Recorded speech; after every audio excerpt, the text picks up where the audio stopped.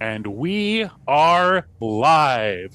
For anybody who may have accidentally stumbled their way into the stream up until this point, I don't think there's anybody here. I'm not actively viewing the chat. We were muted while we were getting some technical stuff situated for our first show here.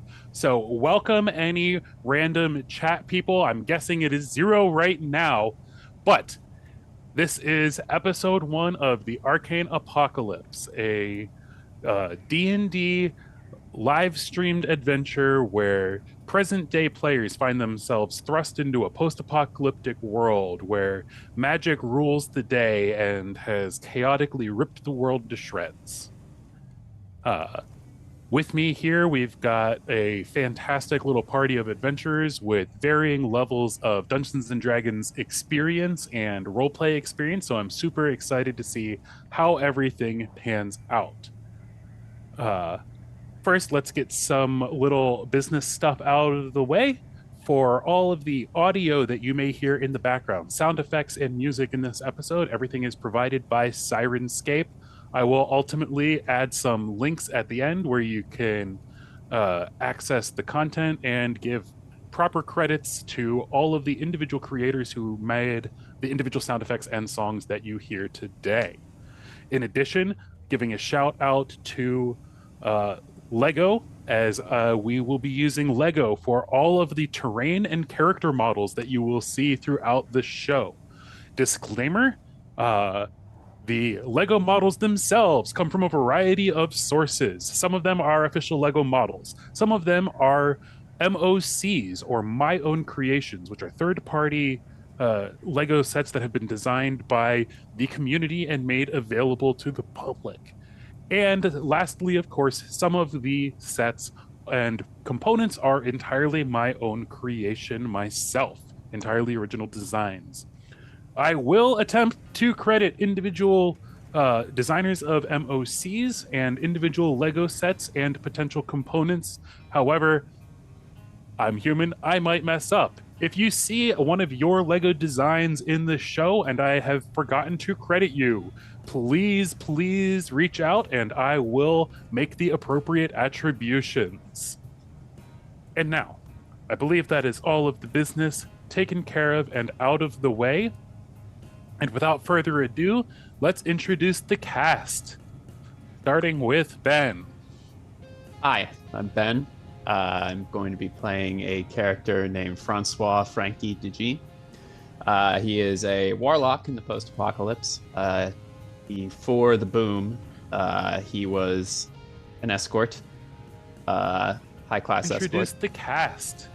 And he was purchasing a suit for an event, and as he was leaving the mall, that's when it hit the fan. And then Nathan. Hi, I'm Nathan. I will be playing Agent Cade, a sort of corpo suits agent that works for a mega corporation before the boom. Afterwards, sort of manifests some monastic powers and becomes a monk in some way, shape, or form. Yeah, that's all I really want to give away. Hi, I'm Jordan. I'm playing Ro. For the last few years, Ro has been performing a variety of odd jobs for a company that specializes in biotechnology. I am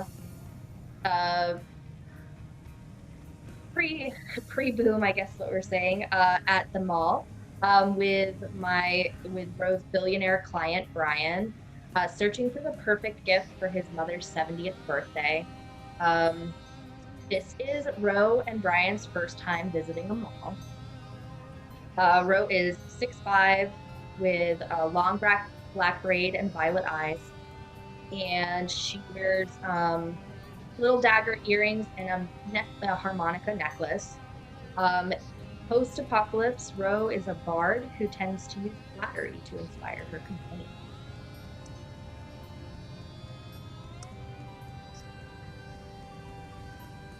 Hello, everyone. I'm Curtis, and I'm playing Reverend Curtis Himmelberger. I'm just a regular old small town pastor and coach of a softball team. I'm finding my way home from a regional championship as my car starts to break down, and that's why I find myself at this weird mall. But as everything starts to go sideways, I find myself becoming a Goliath cleric who hopes to use faith in a baseball bat to survive this newfound crappy situation that we find ourselves in. Hi, everybody. I'm Kyle. I'm going to be playing Kai 9X, an autognome wizard whose past is as mysterious as the cause of the apocalypse that we all find ourselves in. Hello, everyone. I'm Chris. I'm playing Dr. Hermes Sanguine, a former military doctor who finds himself before the apocalypse stopping at the mall to get a gift for his wife before he heads home to his wife and daughter, hoping to find his way back to them after the apocalypse. And I'm a human fighter.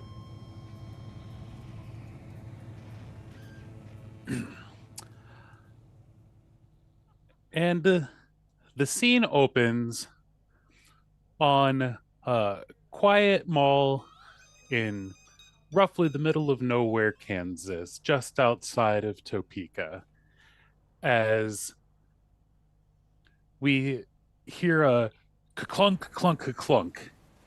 A battered up minivan rolls down through the parking lot, having just come off of the highway, as it pulls around into the parking lot just in front of the entrance to the mall. It sputters and coughs, and with a big cloud of smoke, heaves its last as it clunks right down, parking several cars right into the parking lot to be moved no more. And out steps our first character on the scene, Reverend Curtis Himmelberger. So as I step out of my car, I'm gonna look around just to see anybody else who's just within earshot to maybe help me push this thing into a parking space. Um, so I look around. Is How many people are who's kind of Yep, around that I sure. can? Absolutely. As you scan around the area, there's a couple people on the farther side of the parking lot, but you see three people who have actually just left the mall. The first is a gentleman who appears to be carrying some sort of shopping bag and wearing a leather jacket. I'll allow Curtis to describe what he looks like as he is just walking out of the mall. And then Jordan, you and uh, Brian are just following him about 10 steps behind. Chris? I'm a little. I almost look perturbed that it's that cold of a night, and they're you know just walking at a brisk pace trying to get back to my car. Holding my leather jacket a little bit close, carrying my bag. I have 5 o'clock shadow. I clearly look in need of a shave, or at least a start of it. And I'm just trying to make my way back to my car. Absolutely. And as you go to make your way back to your car, you see that there is a jacked up smoking minivan stuck right in front of it as you see Reverend Curtis Himmelberger looking around to see if there's anybody who can help him. You're probably about, as you're leaving the mall entrance and coming down the sidewalk, you're probably about 50 or so feet away as you see this minivan parked, stuck directly in front of your Impala. And Jordan, at this point, you and Brian are also following along suit. So what do you appear? How do you two appear? Um, so Brian and I are walking arm in arm, kind of back to our car. We don't really seem to notice anything. Like Yeah. either that or we're completely avoiding Yeah. the situation in front of us. So your car is the other car parked directly next to Dr. Hermes Sanguine's and is Yes, parked in by the minivan as you just walking along the sidewalk over towards this the section here. You get to basically the row that you know you're parked in, right? You're the third, you should be the third car in, and you see that right parked or stuck directly where your car is parked. There is absolutely, yeah, this smoldering wreck of a minivan. yes, and we'll see it, Uh-huh. and kind of continue toward the car. Continue towards the cars or other cars Continue toward my car, toward towards your his car. car. Yeah, just approaching the scenario to see what's going Yeah. on. But all right. And how do you think Brian is reacting? You guys just being quiet and looking on? He is not offering any sort of help at No. all. Mm-mm. He actually looks a little bit perturbed by the Yeah. fact that Oh. this bunker is like Yes. so close to his precious car. Uh-huh. And Ro is I am following the cue of Brian. So Yep. Yeah. So as you all begin to head over in some, well, I mean, a little bit of a semblance of indignity almost, I'd imagine, kind of frustrated and yeah, that is essentially you all kind of show up at the same time, and you all are just bumping into Reverend Curtis as Francois, you finally make your way out the doors of the mall, probably about 100 feet or so away. You do have to head past this scene, though, to get to where you're supposed to be picked up. So everybody else go ahead and, or Francois, you go ahead and give us the description of what you look like as you're heading out of the mall and kind of heading roughly in this direction, and then we'll cut to everybody actually bumping into Curtis. Francois, looking fresh to death in the tightest pair of jeans you've ever seen and a crop top, clacks out of the mall in a freshly purchased suit. He notices that there's this broken down car and several people approaching it. Situation that he's probably going to get roped into if he gets too close. And it takes him 5 to 10 to 15 seconds to realize that he is going to have to interact with this situation because it's in his way. He doesn't want to. He knows he probably can't offer all that much to this situation. And he really knows he doesn't want to be late to meeting with his client. But he's going to bite the bullet. He figures he can smile his way out of it and just be polite. Hopefully. Maybe this time. Maybe. And he approaches his pickup point, walking past the car. All right. And so first to run into Curtis then is Hermes. So as these guys are starting to kind of come closer, leaving the mall in waves, as this first gentleman starts getting a little bit closer, as I hop out of my van, he starts getting a little, maybe within earshot, kind of flag him down. So I say, hey, I'm so sorry to bother you, but I'm having some trouble. I'm trying to get home, and my van is broken down. Do you mind helping me kind of like push this into a spot real quick, just so I can get it out of the way? Do you mind helping? Yeah, sure, buddy. I mean, was this an accident, or just you just have like your car break down? Because I don't know if you should be pushing anything if you hit somebody.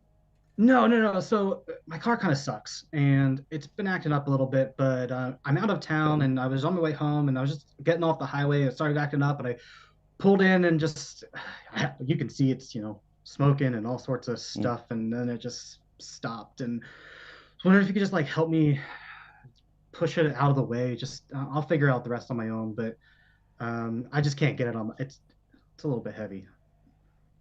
All right. Well, I mean, you're blocking me in, so of course I'll help you, man. I appreciate that. Thank you. do you think the two of us can get it, or do you think I should try to rub somebody else in? Probably. And as you're saying that, Jordan, you guys basically get to your car, which is now clearly blocked in. Also, Uh, Do you guys think you could like help me for a second, please? I'm kind of, I think we'll need some help. Listen, I'm really sorry you guys are all like, nicely dressed and stuff, but you guys maybe just help me push a little bit. could you just call a tow truck? Listen, it'll take me like 2 seconds. And I can push it out of your way. If we wait for a tow truck, who knows how long that'll take? And I think it looks like I'm in your way. So, do you guys just like mind just help a little bit? Brian, would I can take care of this if you just wanna. I Yeah. can take care Yeah. of this so that we can go. Yeah, I'll take care Absolutely. of this. I'm gonna go take a walk. I'm not dealing with this shit. It's fine. I'll take care of it so that we can get out of here. I'm sorry. And he kind of storms off in a huff and starts to round the corner of the building, following the sidewalk around the building, leaving you all to. I will step up behind the van without saying anything else. You guys want to give it a go? See if we can do this. Yep. I start pushing, trying to get this thing to budge. Yeah. The three of you all can give me athletics checks if you're all pushing. Sure. I assume everybody else is helping Kurt, right? Jordan and Chris. So Dr. Hermes and Ro are assisting here with the push. Ro silently and stoically, apparently. Yes. And as you all start to push, Frankie, that is when you arrive on the scene, as you see these three folks all trying to push this smoking minivan across the parking lot, out of the way of what appear to be several quite nice cars. One very, very old and classic, and one appears to basically be a modern race car almost. Frankie tries his best not to look, but he can't help but double take at the nicest looking car. Is Frankie drawn to the old classic? Like we're talking like a '67 Impala, It looks or expensive. like okay, the Aston Martin looks to be the more expensive of the two. The Aston Martin looks to be more expensive. Yeah, the Aston Martin is like a $3 million car. All right. Well, the Aston like Martin that. makes Frankie slow down a little bit, but he tries to keep up a clip. Yeah. And there's As also you- a Ducati. As you double take, I catch your glance as you're like, just it's obvious that you're trying, and I feel so bad.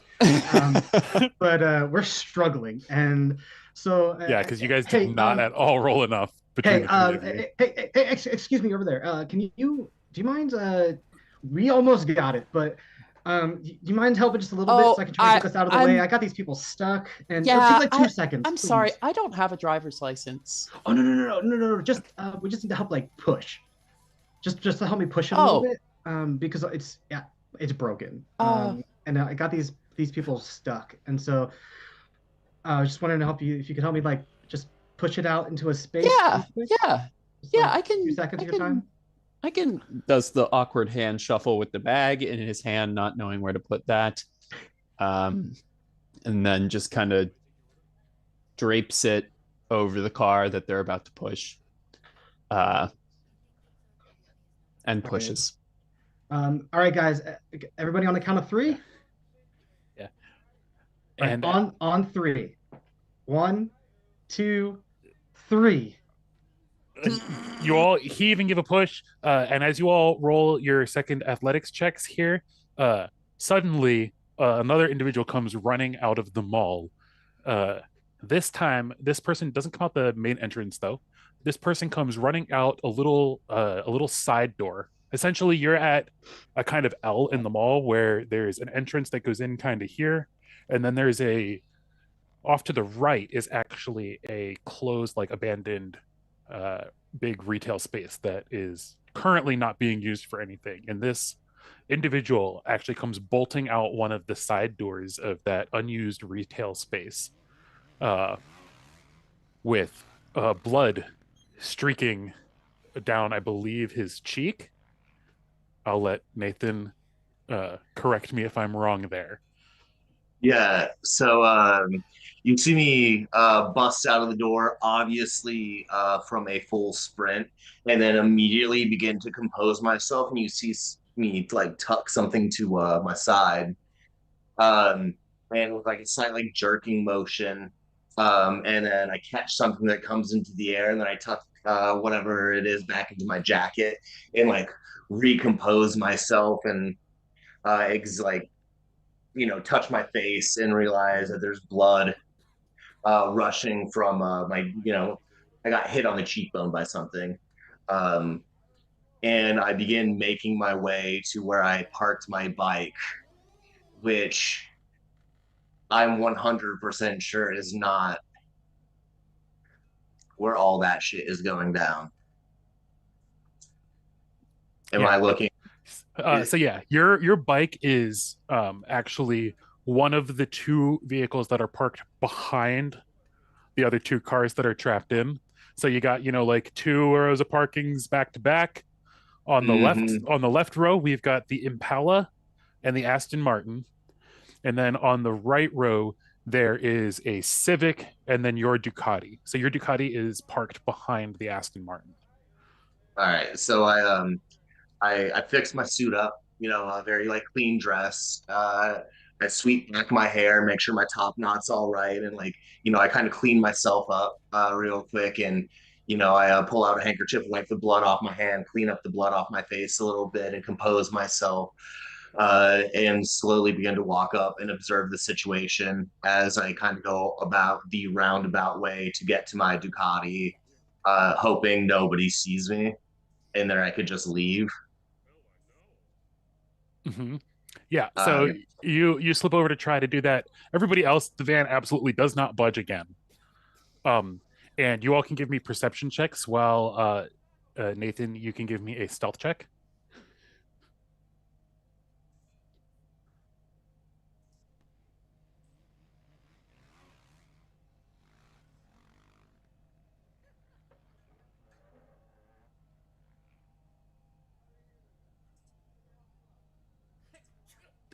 You rolled a 20. Yeah. So for context, you if you've got it situated, you should be able to click on the actual individual skill and it'll roll and add all the stuff for us. Like if you look in the chat in the game log there, you'll yeah. see that everybody else's it says like perception plus whatever and Oh, does I the see. Okay, I have so to click so the modifier. I yep, see. yep. If anywhere where you see like a plus Gotcha. or like a die number or something like that, those are all clickable to do the thing. We'll Oh, keep. I'll okay. let you still have the 20. You don't need to like the die that you did. That's for like if you need to do a manual roll for Sure. whatever. If I'm like, hey, somebody give me a D20 to do a thing, Okay. or oh, you're going to take 3d6 fall damage. You can go ahead and roll that. Gotcha. That's where you can do things like that. Okay. But yeah, so you did get the 20 and you would have a +4. So you have a 24 on that, which I'm pretty sure that's going to beat the 18 stealth. So anybody who has an 18 or higher on their perception checks, so Rev and Frankie, you both notice this kind of this bloodied man with like blood kind of streaking down him, Yeah, trying like to a brief cleanup, like brief cleanup. yeah, a brief cleanup, but like, but it's one of those kind of cuts that it's like it was very clean, and so it just keeps bleed. Like you wipe it up, and then it just keeps bleeding over and over again. You know the type. It's like Yep. you scratch off a little scab, and it's like, oh, this is this tiny little pinprick, but it's just a steady stream over and over again, kind of vibe. Um, so yeah, so you've got that streak. So the two of you notice as you struggle and fail to push this van out of the way. I am not at all interested in pushing this van, but I do notice this thing. I know better than to immediately call it out, but I do look at the people I'm with to see if anybody else sees this. Yeah, and you also, of course, you catch a glimpse of the gun under his jacket. Like that's what you were putting under your jacket, of course. Nathan. Yeah. Obviously, like out of Ooh. character, we all know that. So you actually do catch a flash of a handgun. Just briefly as he's like attempting to get to his bike, and you also notice that that bike is super fancy too. I don't hesitate for the bike this time. I stop pushing this van. I grab my suit and I go. The other direction, you're like, I'm out. I see I just gun, I'm out. I just pretend I didn't see anything and I just go to my pickup point. Okay, yeah. So you turn around and immediately turn around to start to head back towards the pickup point. Kurt, you said you also see this. Yeah. So right, you had an 18. So you had an 18. You didn't see all of those details. So like you didn't see the gun and stuff, but you do see Knox trying to sneak up and that he's got blood on his face. Yeah. So as we're pushing and we're not succeeding in getting this thing rolling, I kind of pick my head up to kind of see if I can see anybody else. And I see this guy running out, and he's cut, and I pause, and I'm definitely the kind of person who isn't afraid to call those kind of things out. And I said, and as he's running past, I say, "Hey, yo, dude, are you okay? You're like, your face is bleeding. Are you all right?" Oh, yeah, no, it's just I was it's an old, like, it's a recent wound, and it's like it opened up recently, Awesome. like Well, as I was leaving the mall. And of course now everybody else sees that.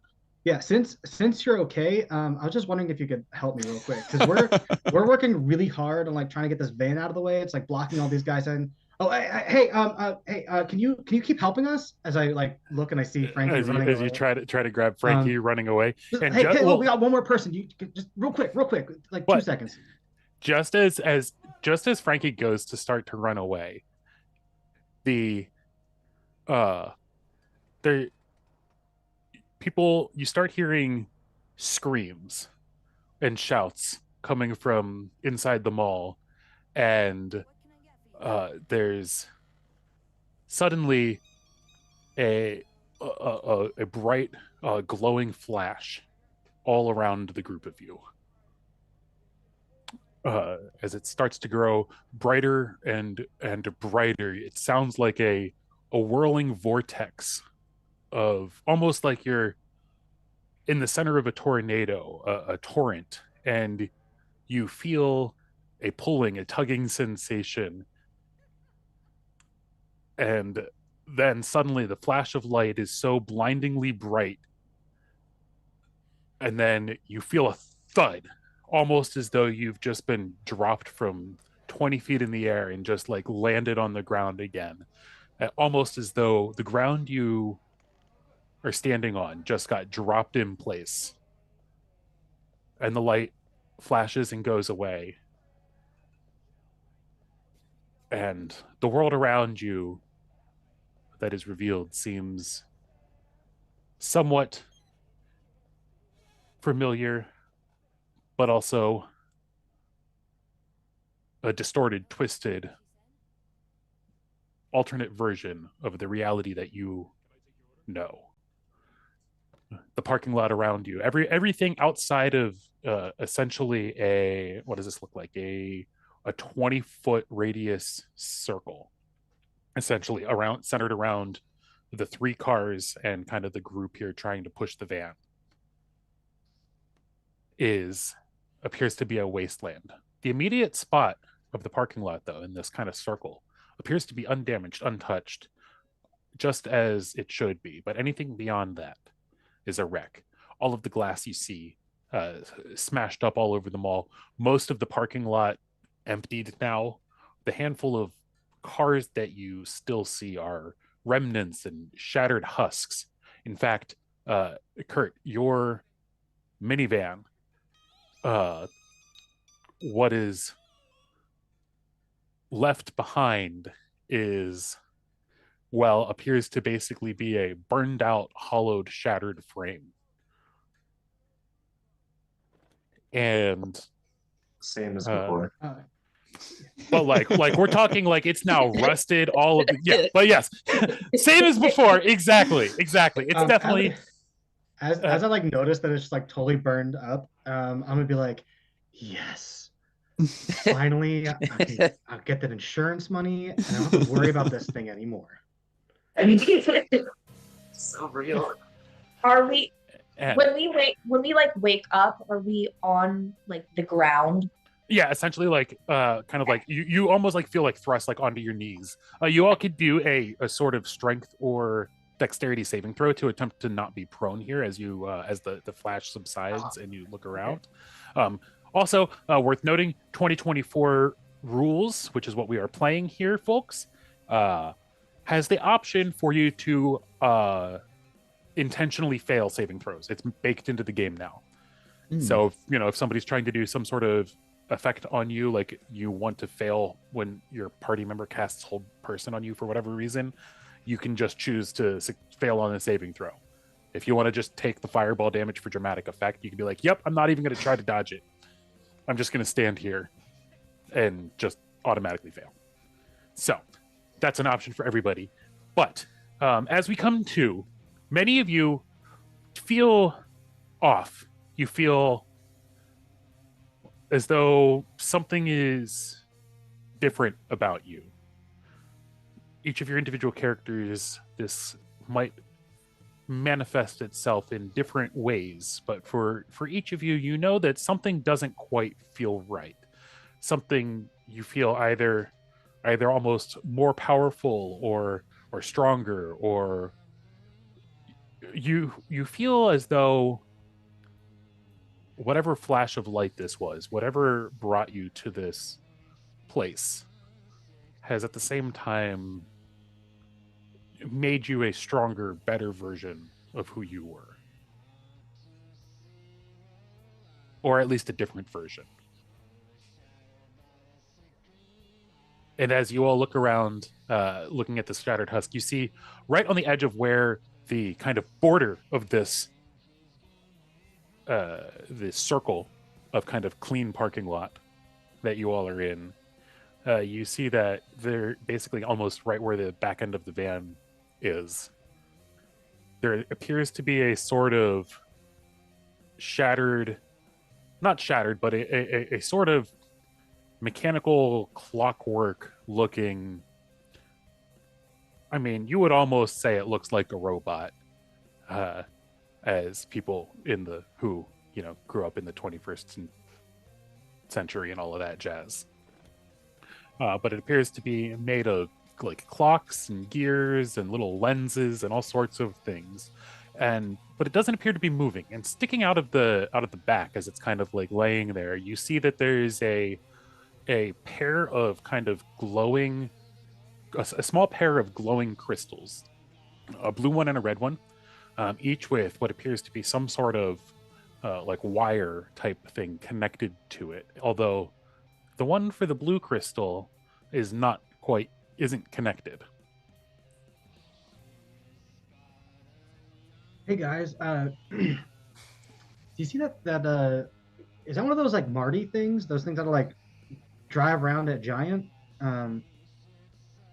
Or I guess I don't know what you guys have around here in That is your first question right now? Are you Kansas. whatever you're on? Can I get the name of that drug? Because I'll Look tell around, you later. actually, I'm a doctor. I'll tell you later. Listen, thank you. Joy is in the heart, right? When you don't have to worry or be afraid. Excuse me, does anybody else? Why do my knees? Why is everything hurt? Why am I in pain? What is this? What is happening to me? Excuse me. Can you help? Can any of you help me? Listen, I'm sorry if you hurt yourself pushing my van, but it appears as though I don't need any help anymore. So I just don't understand what this feeling is. I feel mushy and weird. Listen, I have I'm some in pain. Advil. Oh, What is? I don't know how well it fared, but I had some Advil in my glove box. There should be a clinic nearby, but I'm not sure if they're open at this hour. What time is it? Anyways, I'm not even sure. I feel like a while longer went by than. Has anyone looked around? Yeah, I reach into my pocket for the burner phone that was in there. For the burner Check the phone that was in time. it. Yeah. So you go to pull your phone out, and you go to check the time on it. You press the unlock button, and as you do, I'm going to need you to roll a d20. Uh-oh.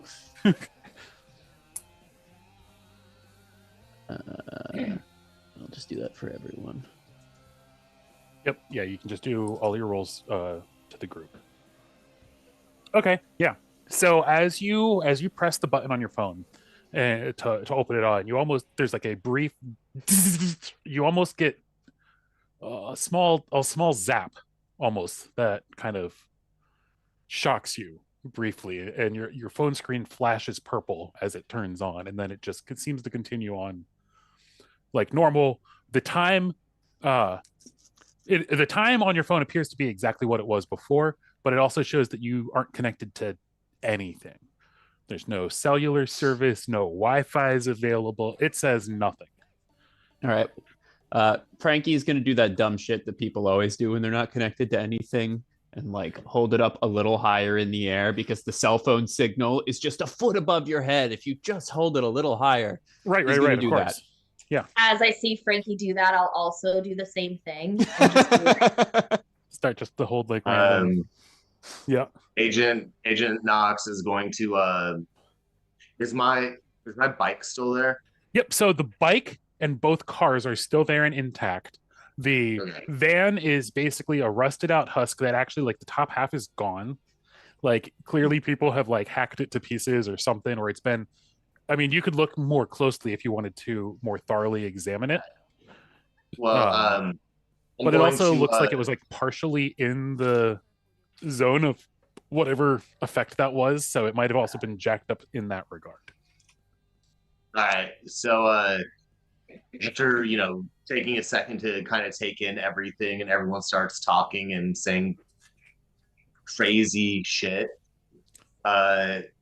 Agent Knox is going to go over to his bike and lean down, and underneath the like the seat area, there's going to be a hidden compartment, and he's going to pull out just there's some things he kept there for Sure. safekeeping. One of it's going to be like a mala bead necklace, and small thing, unless anybody's really trying to see it, I'm not really going to say what it is. He's going to palm that really quick and kind of like put that into his pocket, and then he's going to pull out his corporate cell phone. Yep. His corpo issued cell phone from Sinjeni, and immediately see if there's service or not.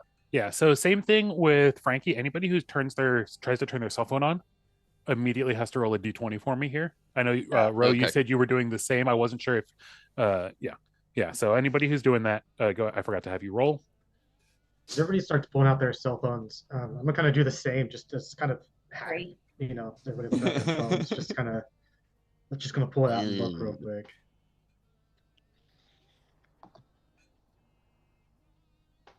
All right, so I got 11. I got a for Dr. Sanguine. Okay.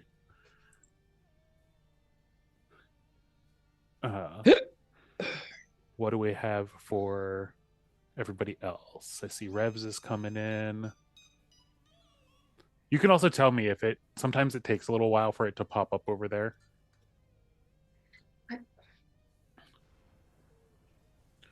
Sorry, I'm not sure what's going on with my D&D Beyond. I got a 7. Just a moment. I am having trouble. So the amount of times you click the dice is how many you're going to roll. Were you like about to roll like 79 d20s? You just have to hit the roll button. So you already have 1 d20 clicked. Okay. Sorry about that. Yep, no worries. First time using the custom roll feature. Absolutely, yeah, perfect. So okay, so Rev and Nox. Yeah, when you're so Ro, you get the same sort of little like staticky, electricy thing. Same thing with Dr. Hermes Sanguine. Rev and Nox, both of you though, the shock is actually quite violent, and your phone actually starts to spark and smolder as like these arcs of electricity fly out and zap you each. So you're each gonna take, well, let's see, first yeah, you're each just gonna take 2 lightning damage, and then like the phone just like smoke just starts coming out the back of it. cool. So, I mean, when that happens, obviously, as somebody who's a doctor is already kind of aware Mhm. that something weird is going on. Yeah, my phone started to work, but can I look up and I'm assuming I would notice if something like that happened, but at the Sure. same time, I would probably at this point notice that not only did that happen, but that Nox has a facial wound, which facial wounds bleed quite a bit unless there's Oh, yeah. actual medical intervention. So I'd probably address him and be like, "Hey, man, you should probably get that checked out. You could literally bleed to death if you don't do something about that. You got to stop that bleeding. Are you okay? I got something in my car that should be able to help with that if you'd like." I mean, I was getting to that. I was checking a few things, but it's kind of hard to patch up your own face. So, Agreed. if you want to, that would be.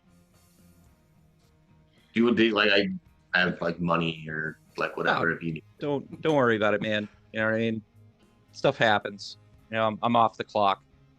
I'm not charging anybody's insurance. How would I? I don't know what I would go about for that. How would you go about bandaging that up? Yeah. So you can either give me a medicine check.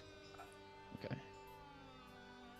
So yeah, on your skills page, you should be able to either click the plus, or like click next to it or whatever, where it says medicine. Oh, click the plus. Okay. So the clicking on the plus is the default dice roller. Okay. You have the option to potentially also click on the 19. symbol. So you take. So I will say for this you would have advantage because you're also proficient with the healer's kit, or you're proficient with not healer's kit, the herbalist kit. I think that was the one, right? I think I might have done both. Either way. Yeah, either way, herbalism kit is the one that would give you advantage on the roll as well. Okay. So, yeah, so you get to take the 19 then. You take the second roll because you have advantage, and that's the higher of the two. Okay. So his die roller is set up to just always roll twice with the plugin. With Frankie's phone not working and Nox getting patched up by Doc, I would like to inspect Johnny Applebot over there. Yeah. So while Nox is getting patched up and stitched and everything, Frankie, you head over to take a look at Johnny Applebot as you describe him. And so you see this amalgamation of what appears to be a whole variety of electronic and mechanical devices from kind of actually an array of time periods almost. Many of them somewhat modern, like we're talking like modern, like projectors and like VHS players and DVD player type electronic components, and that you might even see like a part of a game controller or something shoved in there. But I will let Kyle give a more detailed description here of what exactly this robot looks like. Sure. The robot is made of, like he said, a collection of other technologies kind of haphazardly slapped together.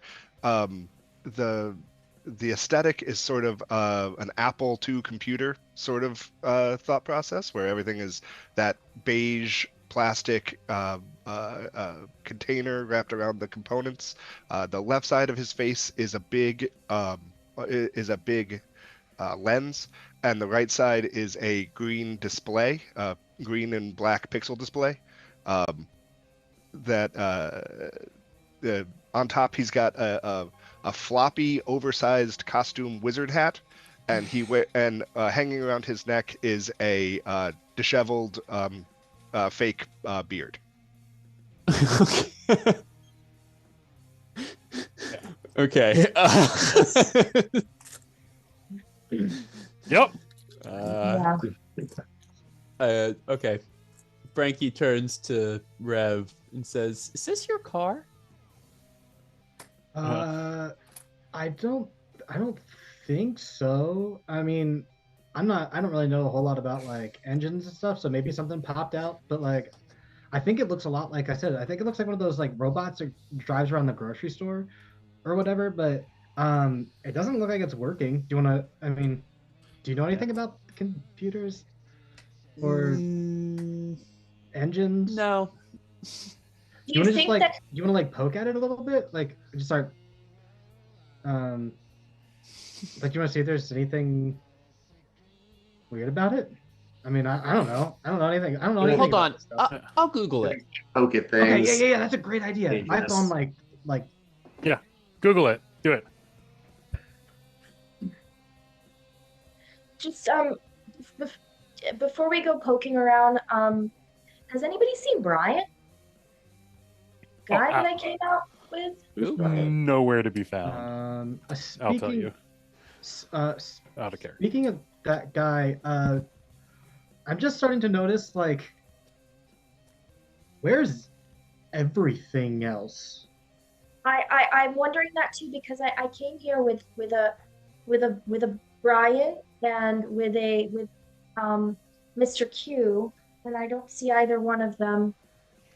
And I'm gonna like pull up my phone again to try to show a picture of who I'm looking for, and then realize Yeah. it's not gonna work. Yeah. And just kind of sadly put it away. Yeah, so same thing happens for you, Frankie, there when you go to Google. You realize like you have zero internet connection, zero nothing. Your phone turns on. Like you can look through your pictures that are saved on the phone and shit like that, but you absolutely have no network connectivity whatsoever. And your phone is like absolutely not. I don't have anything. I can't even call. I can't even do SOS. I can't like do an anything. This robot isn't even in Google. Man, Frankie confidently declares. Hey, I'm sorry, I forgot to. I'm Curtis Himmelberger. A lot of people call me Rev, but what was your name? Me? Yes, yeah. I'm talking to Frankie. Jack. Jack. Jack. Oh well, it's nice to meet you, Jack. Give me a deception check. You had to know that was coming. You had to know. I intentionally. You got to be kidding me. I intentionally fail. I'm a trusting person, and I totally believe that. So you're not even gonna roll the insight check. Got it. No. You're not even gonna attempt to intuit one way or another. You're like, no. Like my. Yep. Like my person is so honest that I don't like expect other people to not be honest. And so, well, Jack, it's nice to meet you. Yeah. Hey, thanks again for. Anyways, so you said you didn't figure anything out of it. Like, did you use like Google Lens? Like that works really well. I mean, I just did a quick search. Okay. And nothing came up. What did you search for? What did? Well, let's see what we can. I'm gonna like take a closer look at this thing. Now that like it sparked my interest a little bit. So you should. I don't know anything about it. You should. But yeah. Okay. Yeah. You should. Frankie takes a step back. All right. At this point, Hermes, you have a very rapidly patched up Nox, so you all are no longer necessarily occupied and are welcome. Okay. Like you can obviously hear all of this conversation. Like you just are occupied stitching and can't actively look at the robot. Nox, I'm gonna hold out my hand to you, for Hermes. Shay, I'm like, I owe you one. Hermes. Agent Nox. Oh, okay. We're doing official titles. All right, you can call me Dr. Sanguine. Oh, okay. I'm glad you're an actual doctor because I was worried that you were just that I just stayed at a Holiday Inn last night. Yeah, and you're just like patching people up in a mall parking lot, like for a fetish or something. I mean, you waited until after I was done. Admittedly, that's not the right time to ask. Look, desperate times. All right, a lot of weird shit's going on. They're gonna electrocute themselves over there, so I'm gonna go help them. And I'm gonna walk over. And I'm gonna pull out my wallet and pull out like this like metal credit card and like flip it open, and it's going to like expand into like my jeweler's tools. Mm-hmm. and I want to sort of like take a look at like these crystals and these wires and see if I can do anything. Sure. So you can give me an investigation check there As he's playing around with this thing, I'm gonna look at it with and the jeweler's tools. be like, you know what? I think I have this All right. projector at my church. I think this is a projector. Yeah, you can you 100%. You can roll me either like a history or an arcana or whatever if you I don't want to know. find Listen. out more details. But The tech guy, he's the one who fixes it all, but I recognize this. I don't know anything about it, but I just know like all the time we have problems and like he plugs stuff in and out and tells me it's good and it's always good, but and Agent Knox, those crystals are not any sort of normal gems or crystals that you recognize at all. In fact, when you examine them closely under the little what's it called, the loop? Is that correct? The correct term? The little jeweler magnifying glass? Eyeglass thing. Yeah, the little magnifying glass thing that they use to examine I diamonds believe and that's what it's stuff. called. Yeah. A jeweler's loop. I don't know. Somebody else can Google it off camera or on camera, but not while I'm doing my description. Frankie will Google it. Frankie will Google it. Awesome. I'm sure Frankie will get just as reliable information as Frankie got about the robot. And Frankie's in witness protection. essentially, I mean, explains the blur. Yeah, I don't get why that's I don't know why I know your what camera Frankie is put. auto. Honestly, though, like on the actual stream, it's quite small, relatively speaking. So it's not the worst thing in the world. The microphone still works. So Yeah. you can always just like in Zoom go off on with your camera. Sometimes that tricks it into that's resetting true. the zoom features or the focusing. I don't know what type of camera you've got going on. So either way. He fully left. Do I get healed? Did he actually leave? No, he's still here. You probably just have the setting Oh. to turn your camera off, and I'm going to move him back over to the correct spot here because on the stream he was in the wrong spot. Okay. So he should have moved for everybody. Should all be back in the correct order. Yep, on my stream it is back in There the we right go. order. Yep. Sweet. Hey, what's your name? As I reach my hand out for Knox as he's like poking around at this robot thing. Yeah. So yeah, crystals are nothing you've ever heard of or seen before, and when you look in real closely, as I was saying, you almost see that there's almost like weird little flickers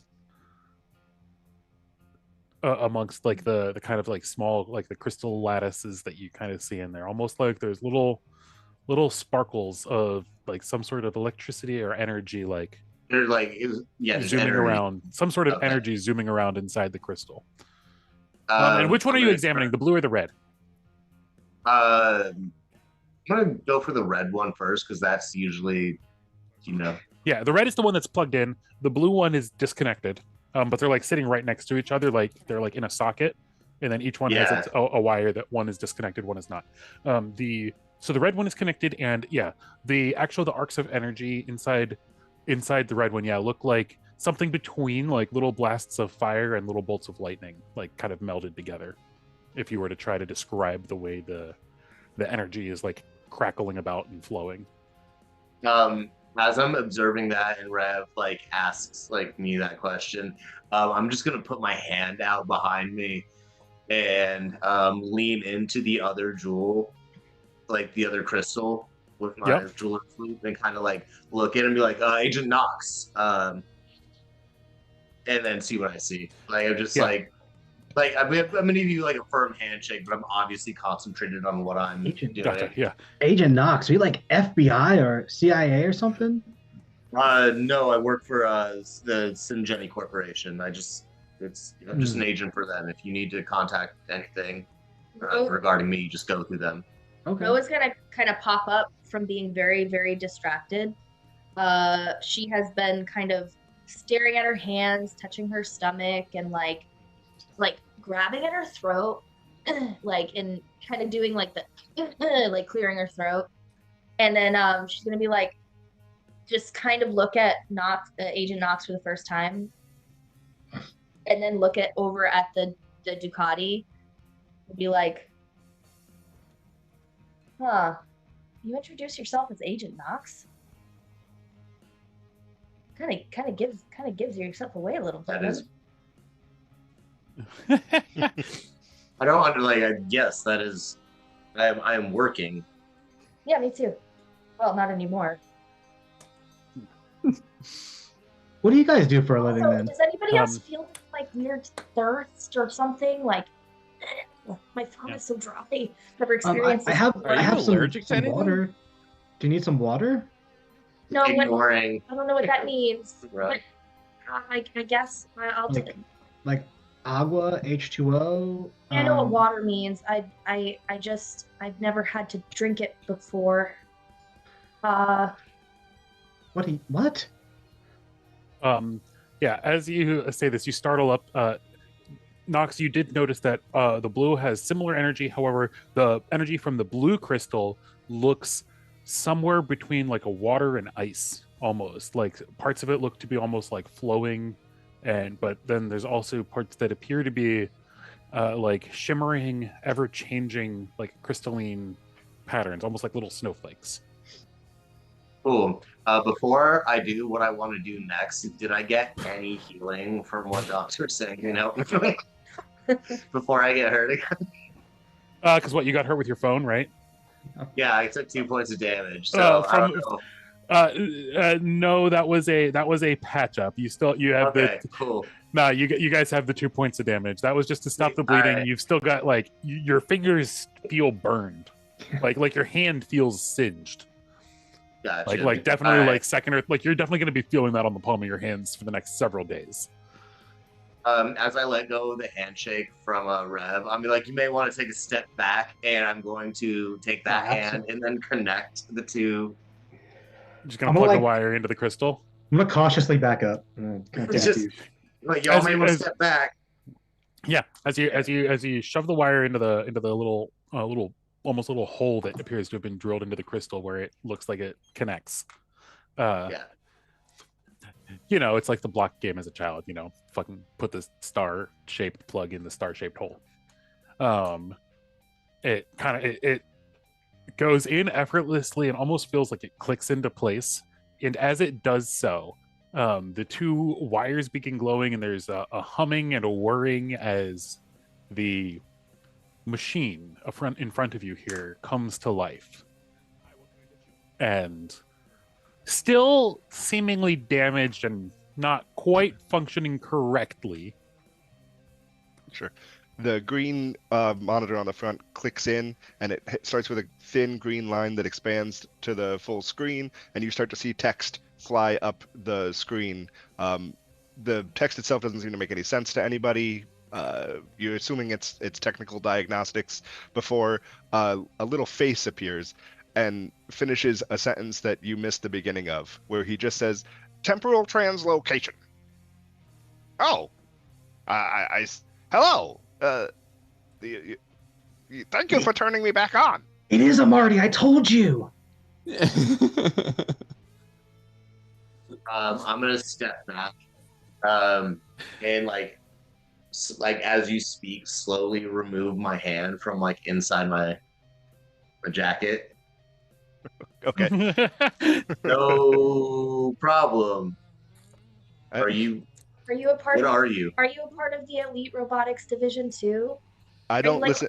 I don't acknowledge either of you speaking to me. As I start to take in the environment, I notice the circle of intact parking lot in and amongst the wreckage, as well as the presence of the five of you, and go. I just turn to you, completely ignoring what you were saying, sadly, and go, "You all must come with me." Where? To the west. Follow me.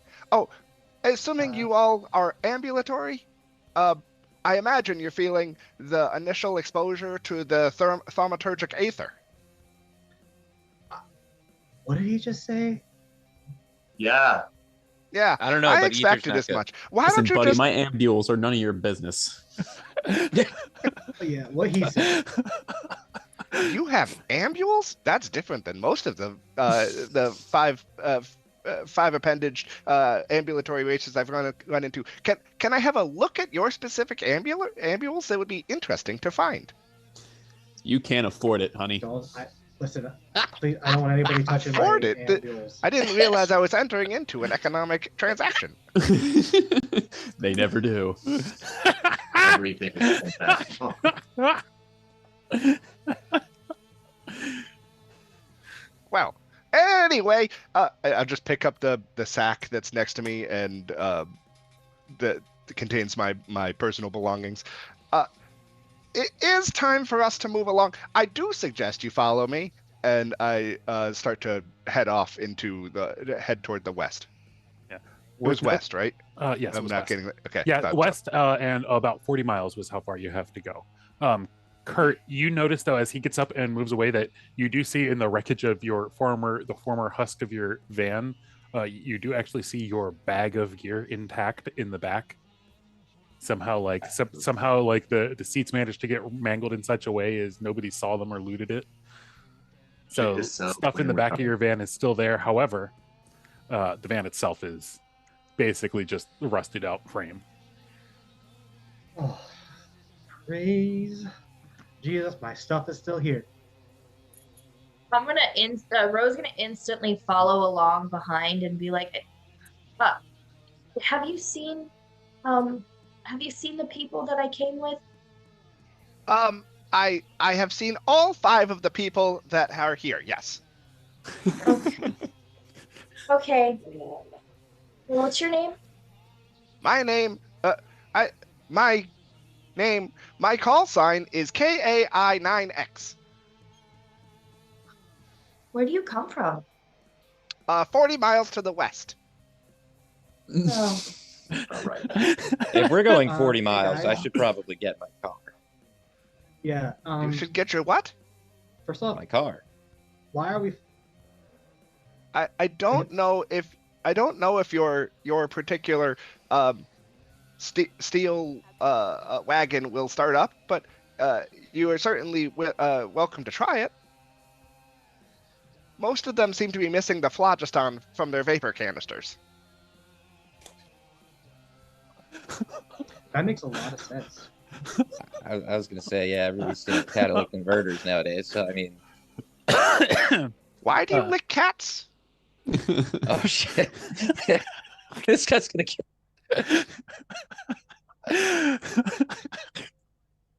Is that integral to starting the device? Yes. Yeah. Take it from me. Yeah.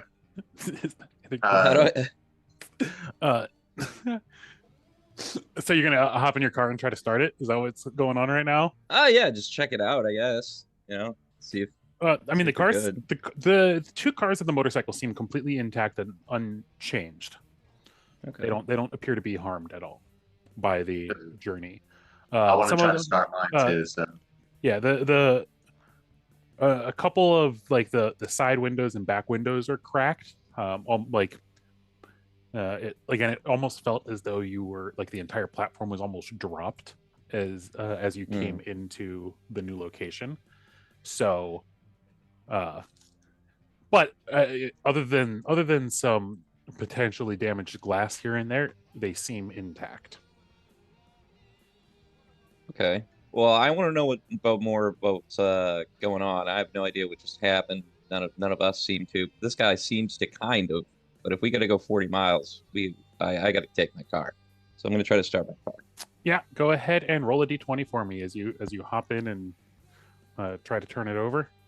as he's doing that, I kind of want to shout before Kai 9X as he's like, imagine he's like walking away. And you're like, Yep. hey, can we maybe secure transport before we leave so we can all leave as a group? If everyone is amenable to that. I think that's a I'm gonna wonderful look idea. at Frankie. Hey, does anybody mind if I bum a ride? Does anybody want to drive Brian's car? Because I've never driven before. Who's Brian? And Brian came with. I'll That drive guy Brian's that- car, but I've never driven before either. Dr. Sanguine, you got a 10. As you attempt to Jack. turn the car over, it starts to go, but nothing happens. It just doesn't fire up. And you hear some zappy, staticky sounds. Yep, it's the phlogiston.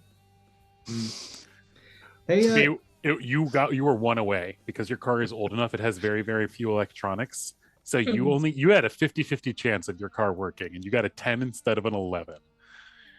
Would anybody like to try to start You this one?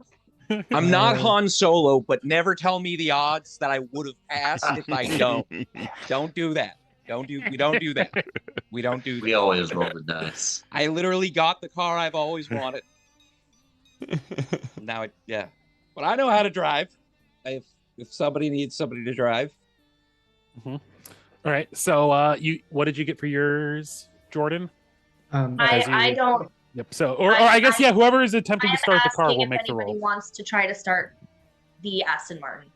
You do have the key for it, of course, because you were obviously carrying all of his shit. Of course. Hey, Doc. Sorry, what was your name again? I don't know if I caught it. I'm Dr. Sungreen. Okay. All right, Doctor. If you want to jump in, maybe I can I'll pray over the situation and see if that'll help anything. You never know. In my car? I don't know. Whoever's car, we're gonna start somebody up, but one of them didn't seem to work, and this is a weird situation. So as you're saying that, Knox, I believe you were hopping on your motorcycle and giving it a go. Yeah. D20 for that one, and yours is like a super modern crotch rocket Ducati, correct? Yeah, I was actually gonna mention that it is a Corpo issue, with a line. Yeah. Sports bike. So Yep. Full of electronics. Yeah, lots of electronics. Oh yeah, yeah. As you go to turn it on, it just immediately there's just a loud explosive pop and a fry and sizzle. all right. If we're going to continue this conversational interlude, I really do suggest we find shelter. It's going to be dark soon, and we probably don't want to be in the middle of the open when that happens. Why? We're not the only creatures in the general vicinity, and I don't necessarily want to meet all of the denizens face to face. Is the mall Aren't they still just standing? Humans? Is this thing that is behind us? Is that what you call a mall? And I'm asking, as you just as Kai 9X finishes saying, there's other not human things, and you reply about them all. You all start to hear moaning and groaning sounds, and shuffling and rumbles and growls. Normal mall I'm gonna quickly reach into what is left of my car and try to grab my stuff. Yeah, so you managed to quickly grab. What are you grabbing specifically? You've got basically your gear bag, essentially. Yeah, my duffel bag full of my junk. Yeah, it has all your stuff in it, ready to go. Yeah.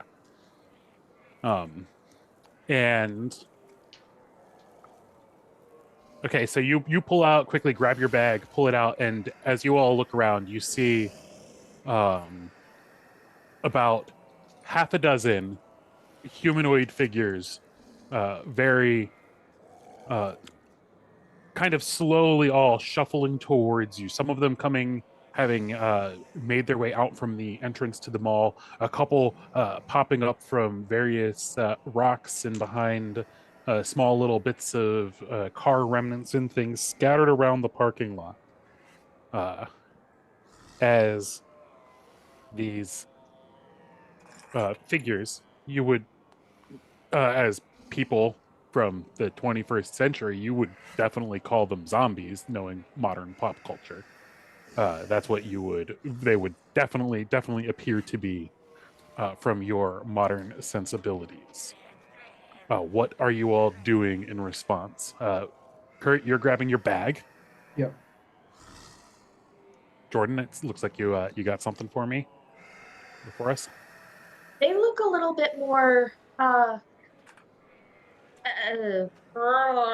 than normal, don't they? I mean, I've seen some weird humans before, but Yeah, I think it's time to move. Yeah, those are flesh automaton. What? Something like that. What? Guys, I don't know what's happening, but I can tell you right now, as a doctor, those people should not be walking around because they're. Yeah, you're totally right. Yep. Have you guys ever seen like any of like the zombie movies, or any of you guys into like horror or anything like that? Let's talk about it for a long time. I have. Yeah. How close are they to us? The nearest one is approximately approximately 30 feet away is the nearest one. Oh no! Move. Oh, they're real close. Most of them, yeah, as they're all Outta shuffling out. Most of them are all between 30 and 50 feet away from you. And when we come back from break, we are going to start with rolling of initiative. Yeah. And here we are going. This moment We are my going whole to life. take a 15-minute break for all of the maybe one person watching, which might just be me. I don't know if I count as a watcher. Either way, we're going to be taking a 15-minute break. We're going to shut the cameras off. We're going to shut the audio off. And we will be right back.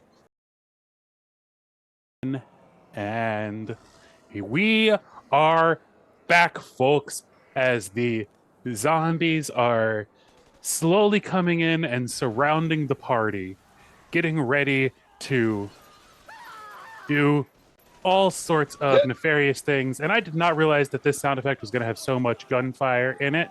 I'm going to go ahead and turn the gunfires and people screams down, because there Zombies aren't are actually carrying people guns, screaming. There's y'all. just the zombies attacking.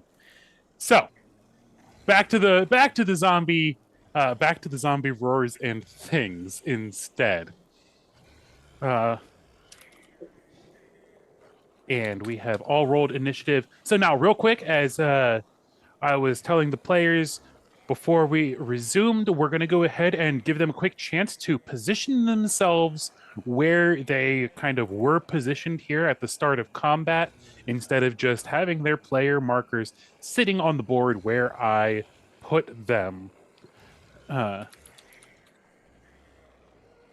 I am getting our music pulled up and ready to go.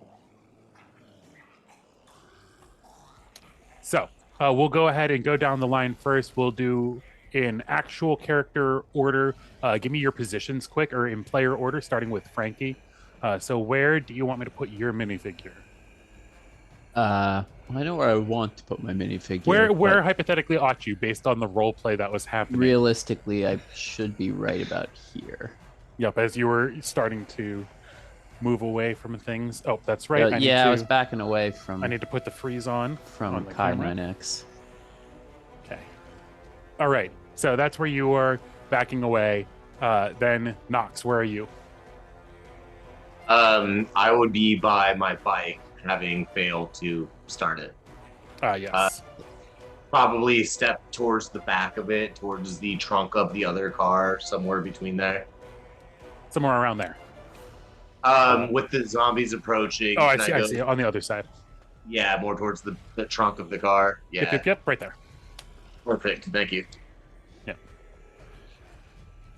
Yeah, and for context, for people who are slightly newer to the way I do it, I've got it set so that the camera doesn't show anything. It's held to a still image, and then it updates whenever I push the button. So you don't accidentally have to stare at the back of my head the entire time when I accidentally lean over the table. So, next, Jordan, where is Rose standing? I probably would have been standing right by my car, because I was trying to get it started. So Or you were trying to get somebody to start it? Yeah, so like or somewhere like somebody to start it. Yeah. somewhere like there. Nobody was excited to start the Aston Martin, apparently. Your car. Well, the car. Yeah, well, I guess Frankie doesn't drive. But yeah, I would be excited to drive the Aston Martin personally. Yes. That thing is a very, I very said I fun knew. car to Nobody drive. wants to start it Yeah. up. Said I'd do apparently. Nobody wants to start it up for risk of explosions, apparently. But there's a chance. I can, as the DM, tell you what the chances are of that car starting if you want. Yeah. Don't tell me the odds. Never tell me thoughts. I said I'd agree to, but I think All Rev. But, so positioning, Rev is next on position. where you basically where you are. I'm just Basically gonna where I am. I'm just gonna kinda tighten you step up onto the outside of my grid. car. Yeah, and up near the top of the screen would be the back of the van, for context. Essentially where Kai9 is. Which way is actually west? It's upside down, so west would be So to screen right. yes, but the highway, which would be the main easiest route to follow, would be due north out about. It's about a quarter mile north out of the parking lot to get onto the main road that goes straight west to where you need to go. Gotcha. So That, then and that was what you followed. I Yeah. would have been walking north then when I was walking away. Yeah. So 100%. I would probably be down closer to where Ro is standing. Yeah, and that would be Yeah. common knowledge for the area for everybody's sake. From a geography perspective, everybody would know, or at least all the players would know somewhat, that there's the main highway that goes east-west. That this Definitely. particular mall is literally like a quarter of a mile south off of the exit of. Essentially, we're just west of Topeka. And yeah, this is like the first highway exit on the west side approaching Topeka. And the mall is basically the first thing. Okay. So I would expect to be. Oh, I'll put an arrow on there. I would expect to be probably in one of these squares. All right.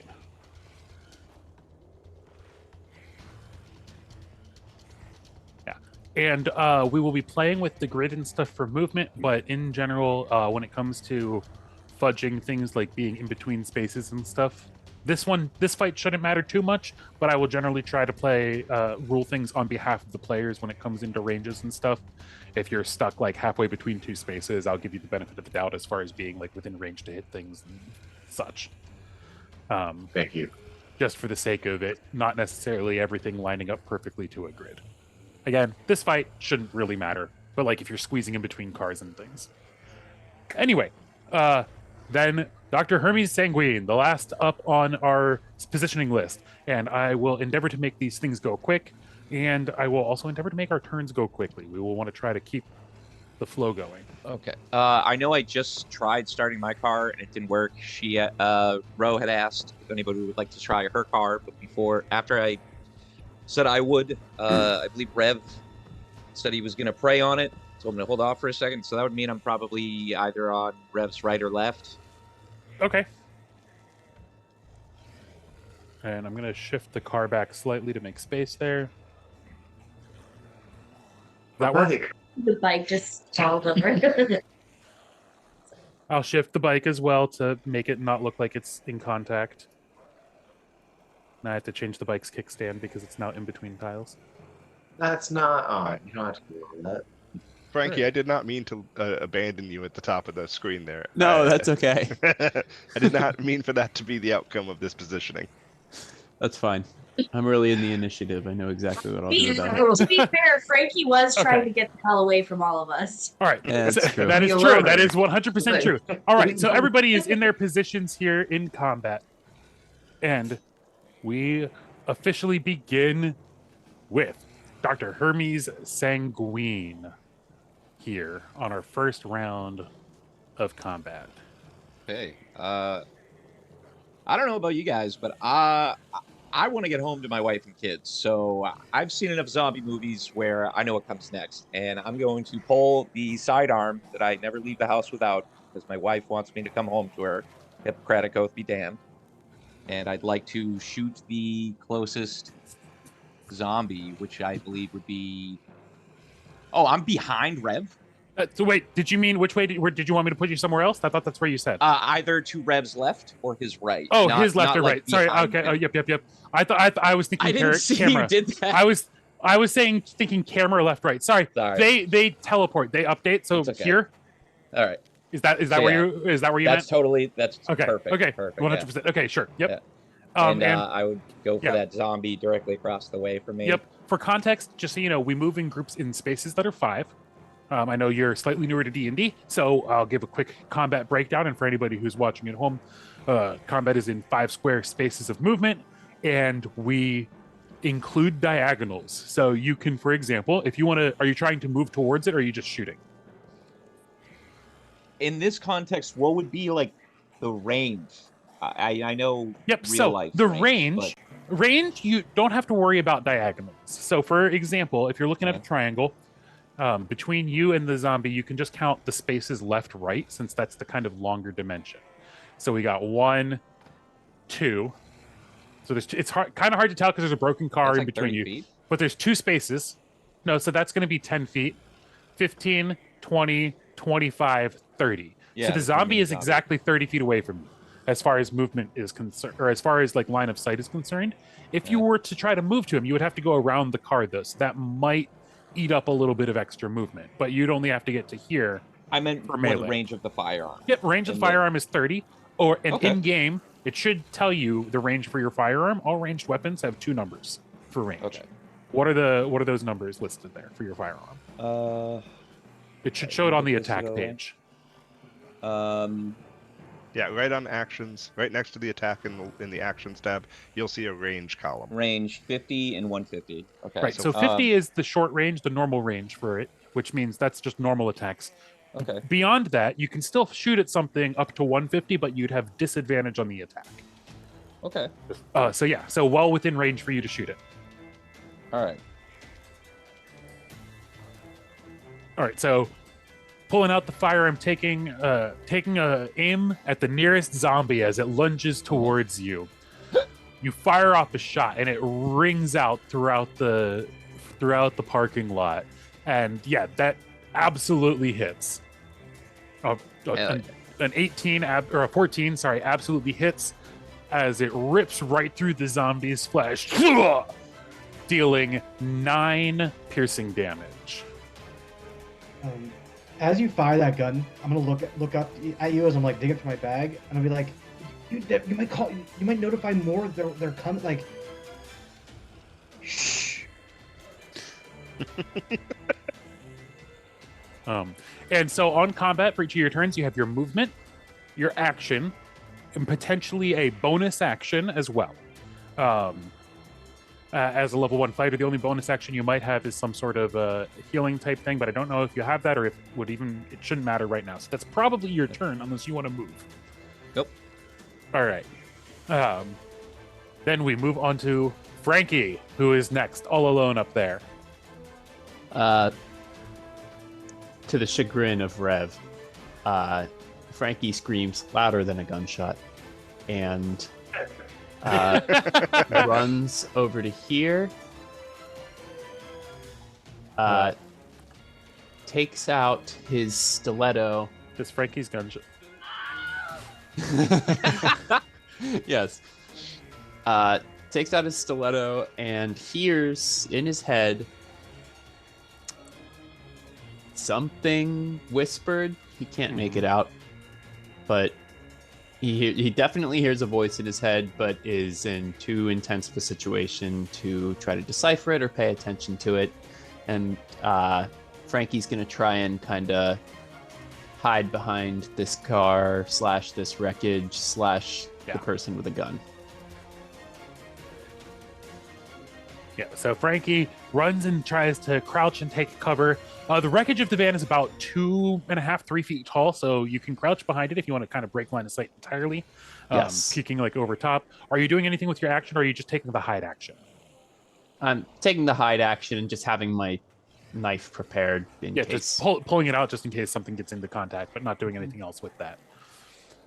And that's my turn. Yeah, and yeah, you hear these whispers, but are too distracted at this point to hear what it's saying to you. And then we are on to Rev, and then it'll be the zombie's turn. Kurt, you're muted. So, these guys were like yelling. I was like, all right, whatever, it doesn't matter, I guess. And I'm gonna like be digging through my bag, and I'm like, where is it? Where is it? Where is it? Where is it? As I'm like looking for certain objects. And from my bag, I'm going to pull out a baseball bat. Yep. And So that'll my be drawing on a weapon. So you can pull the baseball bat out, we'll say, as part of your attack. So that's the thing with this edition. As part of each attack, you can draw or stow one weapon. I will if you give me a dexterity check, I'll allow it since you're rifling through your duffel bag and it's not just like equipped to you, ready to go. I'm not actually going to try to attack anything. So. Oh, okay. Okay. Yeah, I'm just going to kind of like get it So, ready to yep. use. Yep, you can still. So, yeah, pull it out.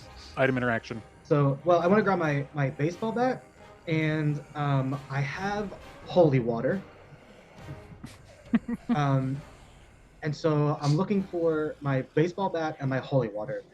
And then after I acquire those, let's see where these are.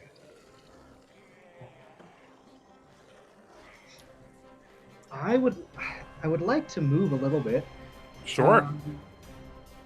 I have mixed feelings about it. Am I able to like? What is the state of my vehicle? Like, how effectively can I climb on or into whatever is left? I mean, it's basically the bottom half. It's like a frame. The seats are kind of like all over the place. It counts as difficult terrain for movement purposes, but you can absolutely climb on top of it. Okay. And I'm trying to get my chair not on top of my headphone cord. There we go. Just a single space closer to where they are, but like I feel more secure with some like extra stuff around me. Yeah, so you're gonna try to like scramble over, like through some broken glass, or around the broken glass and stuff, and into the remains of your car. There's not really much glass left, to be honest, but it's like rusted shards and scrambles and stuff like that. I definitely bumped part of the car in the process. Whoops. All good.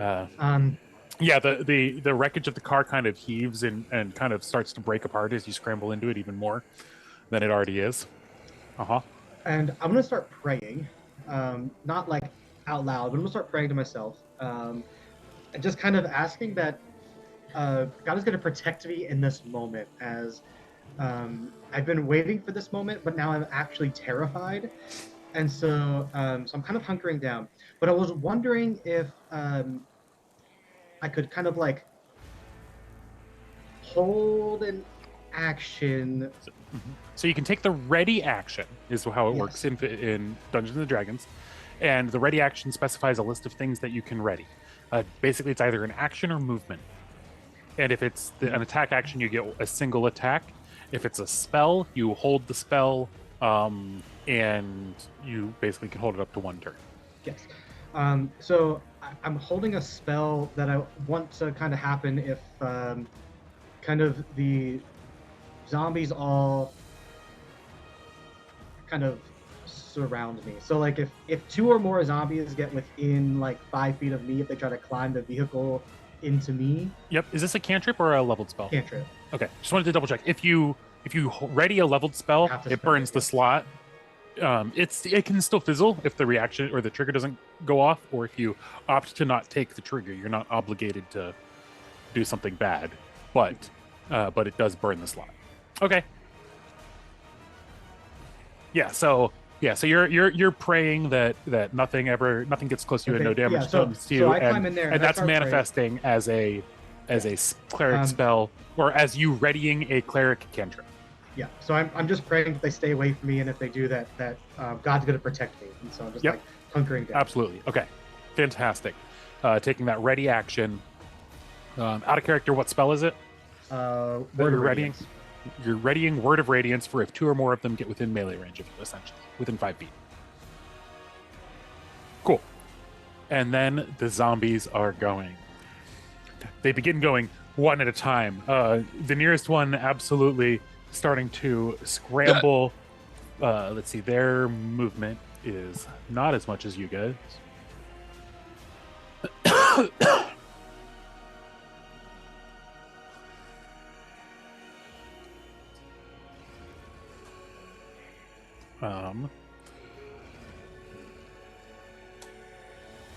The 3 on the left all begin charging in, shuffling and shambling their way closer towards you all. However, they appear to be just slow enough that they can't quite get to you this particular round. The 3 on the other side, however, Uh,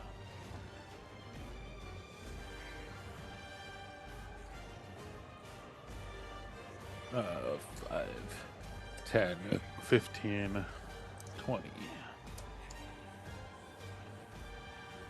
The other 3 also shuffle in, one of them managing to get close enough to Agent Knox as this horrific monster shuffles in and begins to slam towards you.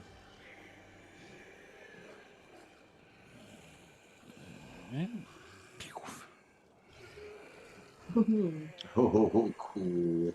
Boom. There we go. I forgot to update the camera before I switched it.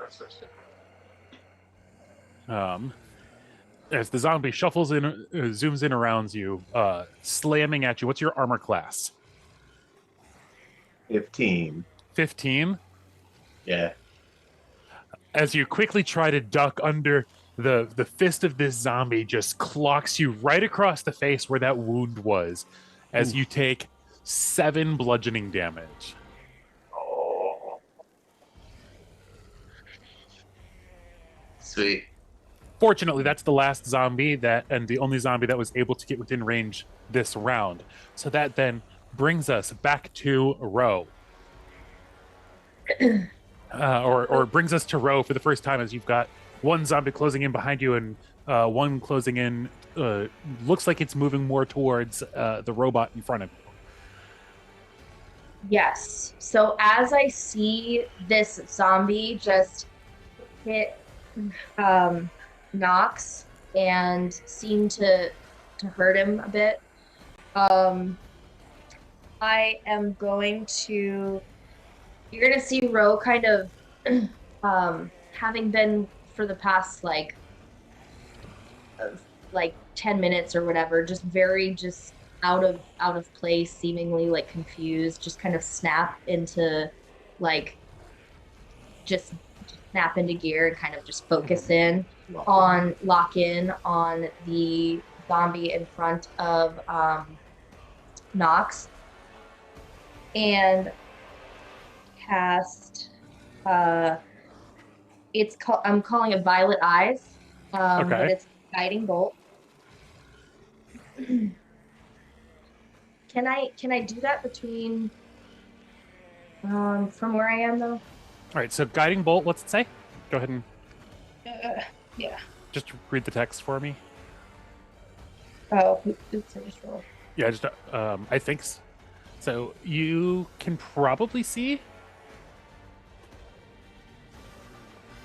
Yeah, to a character within range, 120 feet. Yeah, and you can absolutely. So the car, fortunately, the Aston Martin Vantage is a very, very low car, and so you can absolutely see straight over top. Okay, great. To him. Yeah. Great. If there was a minivan in the way, you would not be able to. But yeah. So I am going to cast that on the zombie in front of Knox. The one that attacked him. Yeah. Yep, the one that attacked him. And did that.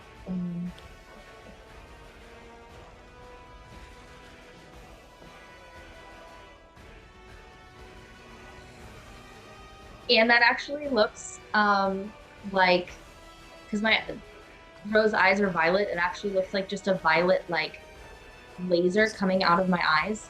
Yeah. So as this violet, they just glow and almost like Gambit, but purple violet instead.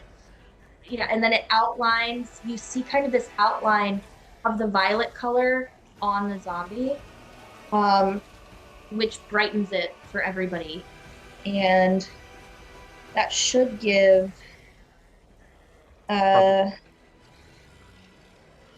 advantage on the next attack made against it. Okay. So 12 radiant damage? Is that what it is? Yep. Yes. All right. So that is Butler zombie number 2 or chauffeur zombie number 2. That's what For 12. And he is glowing. So that blast, you just see the flesh searing back around it as it just starts to like erupt and decay away as it is officially bloodied. Both of the zombies that have been hit are bloodied. You'll see that they turn red there on the initiative order to indicate that they are either bloodied, meaning at half health or less, or dead. It'll be the same kind of red flashing for both instances. Which is too bad. It is. Maybe at some point I'll make some sort of fancy extra thing, but not today. Maybe I'll make tile programming. As this like laser comes out of Rose's eyes, she's just gonna kind of look around and be like, did you see that? That was insane. And then he's gonna look at Agent Knox and say, pick yourself up, we need you in the fight. And I'm gonna cast Bardic Inspiration with my bonus action on Knox. Okay, fantastic. So you're going to give him the Bardic Inspiration. Would you give us a kind reminder of what that text says in this version? Sure. As a bonus action, you can inspire another creature within 60 feet that can see or hear you. That creature gains one of your Bardic Inspiration dice, 1d6. Once within the next hour, when the creature fails a d20 test, the creature can roll the Bardic Inspiration die and add the number rolled to the total, potentially turning the failure into a success. Awesome. Perfect. All right. So, Nox, you've got that Bardic Inspiration on deck. And then, Jordan, is there any additional movement for Ro, or is she hanging tight in her position at that point? As she shouts her words of encouragement and inspires. Is there any way I can see the top down, or is that? Yeah, absolutely. Thank you. Yep, I can always do that. Yes, I will move to. I'm gonna move like right here-ish, just sure. A little. Absolutely, ducking out there behind the car. Maybe taking a little bit. Maybe taking a little bit of cover behind the robot. All right. And Kyle, what is Kai 9X doing? Kai 9X is going to reach into his bag and pull out the Elder Wand from Harry Potter that he got from the same costume store that the rest of his getup is from. He then points it at the closest zombie and casts Ray of Frost. Oh, wait. We're not using real dice. 18 to hit. An 18 absolutely hits the zombie. Okay. In that case, the Ray of Frost hurtles out, blasting it. He takes 6 damage. He's slowed by 10 additional feet this round. And which one was that? The closest one, right? Closest one to me. All right. I don't recommend that we stay here. We should vacate these premises immediately.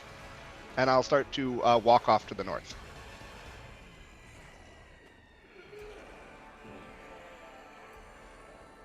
Yeah, and as you start to walk off to the north, oh, there we go. That's what I meant to do. You're heading to which kind of spot? Oh, to the north. Yeah, I forgot. It's upside down for everybody at home. On this map, the north is down. We're looking at it from the other direction. I brain farted. All right, so basically you're just going to head straight off the map north. Just immediately, like, screw these zombies. We're leaving. Right. I feel no reason to, like, fight them. Just leave them behind and get the heck out of here. Oops, I need to... Okay, and I can hide. Dang it. There. Okay. Take what you can. Do come this way. And as you start to head off, we have last here on initiative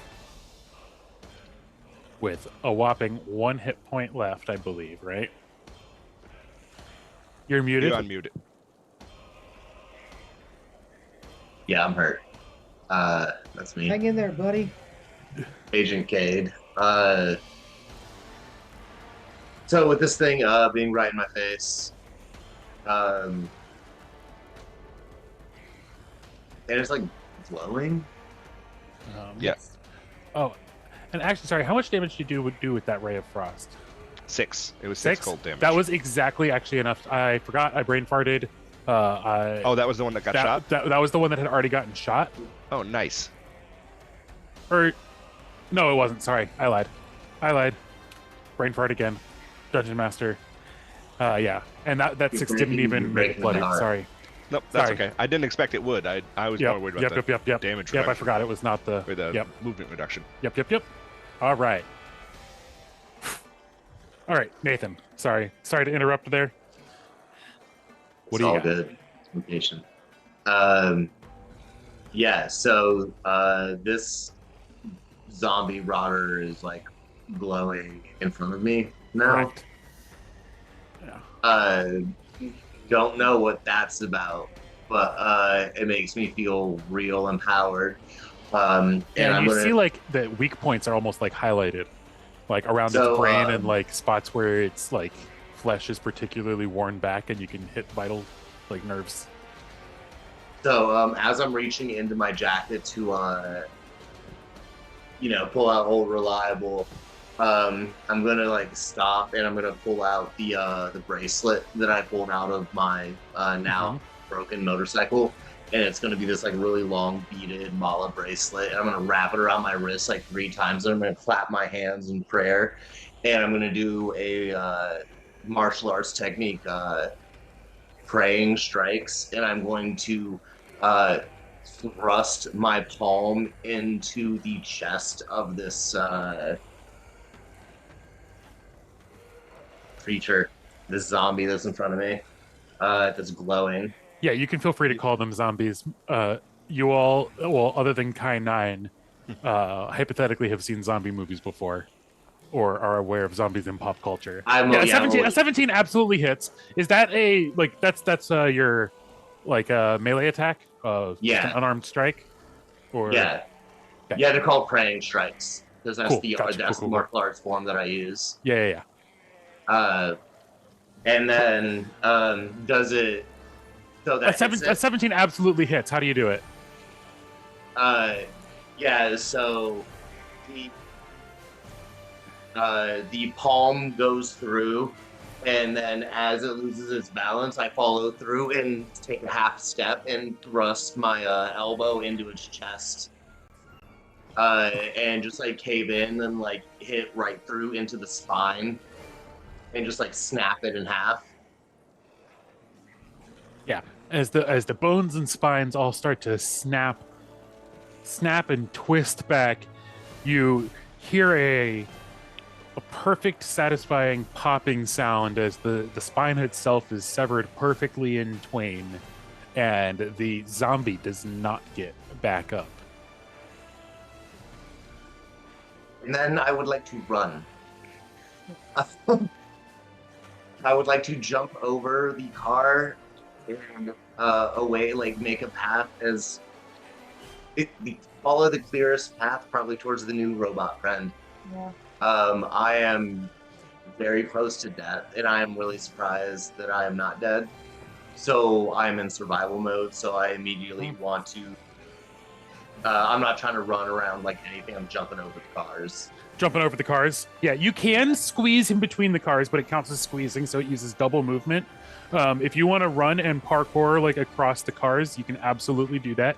Like, give me an acrobatics check for climbing on the cars to not count as difficult terrain, as you like run over top of them. 11. An 11? Yeah, I mean the Impala is particularly flat, but are you going all the way south, like basically trying to end like north. There, like trying to? Yep, you're right. North, down, running down on the map. Yeah, that's essentially where I want to end up. So wherever my 11. Yeah, yes. As you can run across the cars and actually end up pretty much right about there. I think that's technically about 15 feet, 5, 10, 15. Yeah. So the 11 was not enough to waive the difficult terrain penalty. Yeah, I figured. Okay. As you scramble across the cars, wounded and disoriented from being sliced and stitched up, then suddenly transporting through time and attacking zombies. Yeah, your acrobatics aren't quite where they are supposed to be. If anybody's like looking at me, like you're gonna see me like sort of like look at my arms and like do like this weird like sensory check. Like, and you'll see me like flick my fingers a few times. And like, and that's it. Yeah. You don't have any bonus action healing as a monk at level 1, I don't think, right? No, I do. No. The fighter might, but do we have do we have any way to heal as a party member here? Like, for example, did anybody have the healer feat and a healer's kit on them, or things that people who yeah? I was gonna say I'm pretty sure you took. We talked about you had taken the healer's feat, right? As your like level 1 feat. Yeah. So you I'm a doctor, so you can use an action to use a healer's kit to basically give somebody a use of one of their hit dice. So basically, he can, in an action, in 6 seconds, give you the healing of a short rest, effectively. Oh, sweet. Okay. Or a mini short rest, at least. I believe that's what it is. It'll say it on the healer's feat, Chris. Let me look. It is actually going to be your turn right now. So, and followed by Frankie. Yep. Real quick, my movement speed is 30 feet. 30 feet. Yep. So difficult terrain, you get half. So you Okay, get the just wanted to 15. make sure that Yep. I was. You said it's on the healer feat. It should show up on the healer's feet. It should tell you like using a healer's kit will do blah blah blah blah blah blah. You can spend 1 use of a healer's kit to tend to a creature within 5 feet of yourself. The creature can expend 1 of its HP dice, and you then roll that die. The creature gains a number of HP equal to the roll plus 2. And I can also do healing rerolls. Whenever you roll a die to determine the number of HP you restore the spell, or with this feat's automatic benefit, you can reroll the die. If it rolls a 1, you just use the roll.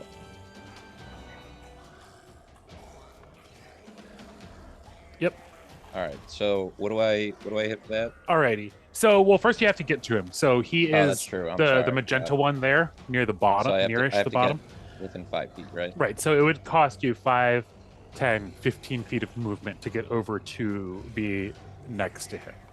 Okay. So that would get, so you would have to get there. And that I would have take you how much range of movement? 30 again? typically. 30. 30 All is right. the starting for humans and everything. Do that. Let's get within range. Yep. So you're quickly running over to your badly wounded friend to patch him up yet again. Mhm. As the wound that you stitched up before, you know, he just got punched by a zombie Told right you in to keep that this wound. clean. So it's like now ripped right back open. Like it's way worse than before. Like you can see bone, and you can see his Kill cheekbone. Bill. He just I got told like, you to keep the wound clean. Okay. Yep. And so you can use that action, right? It was an action, right? Not a bonus action, I believe. As utilize action, you can expend As a 1 use of the healer's kit. Yep. That's what I thought. Yeah. So it's an Okay. action. So where do I click on just the HP roll? So on the actual item, it might let you roll for him. He might have to roll himself. I'm checking on your sheet right now just because I don't know what it looks like on this version. But you should just be able to... Or I think, Nathan, you're the one who's going to want to roll the dice for that, I believe, is how it works. Oh, okay. Right. My rolls have been terrible. Do I have to? Yeah. Yeah. Make sure, Hermes, that you actually put a healer's kit on your inventory. Or maybe it's... Yeah, I don't see... So tools. I have. Yeah, I know we need to fill in our inventory a little bit for some of us here. Not a problem, but that will tell you, like, you can like check off your uses of the healer's kit, because now this will be 2 uses of your healer's kit, which matters more so now. On the actual item itself, it might have a spot where it like ticks off uses or something like that. If not, we'll just keep track. Anyway, we're going to move on. But it did say that they get to use their hit dice, correct? Yes. For that healing. Yes. So yeah, so Nox, you will roll your hit dice, like as if you were don't do an actual short rest. Just roll the You the gain a one number you of HP equal to the roll plus 2. +2. Yes. Yeah, so it's going to be your D8. I'm a For a D8 monk. because I'm a monk. Yes. Yep. Thank you for No problem. not making me figure that out by myself. No problem. I have a bunch of that stuff stuck in here, so Yeah, it shows up if you click on a short rest, but we don't need you to do the full short rest mechanic. yeah, just Yeah. roll a D8. If you roll a 1, you get to re-roll it because of the healer feat. Gotcha. And do you know if it still adds the 3 for his constitution? It does not. does not. It's just It's the the roll 2 of the die instead. plus the 2 for proficiency. Gotcha. Or not, So- yeah, proficiency bonus. So you get 4 hit points back from that, and it uses your short rest, your hit die. So you can click that off. So that uses Somewhere. one my hit die? Yeah, you only have 1 at level 1. You get 1 hit die per level. Yeah, I remember Um, that. All right. I'm back. Am I y'all. able to do? Am I still able to? So that's your action. So you don't get to attack. Okay. So that's healing him to keep him so he's like less likely to die in one shot is an alternative to attacking. Okay. If you have anything that's a bonus action, you could still do that. But I think the only one is second wind. But He's not a other fighter. things you could do. He is a fighter. I'm a fighter. Dr. Sanguine is a fighter Oh, because right. he was the army veteran.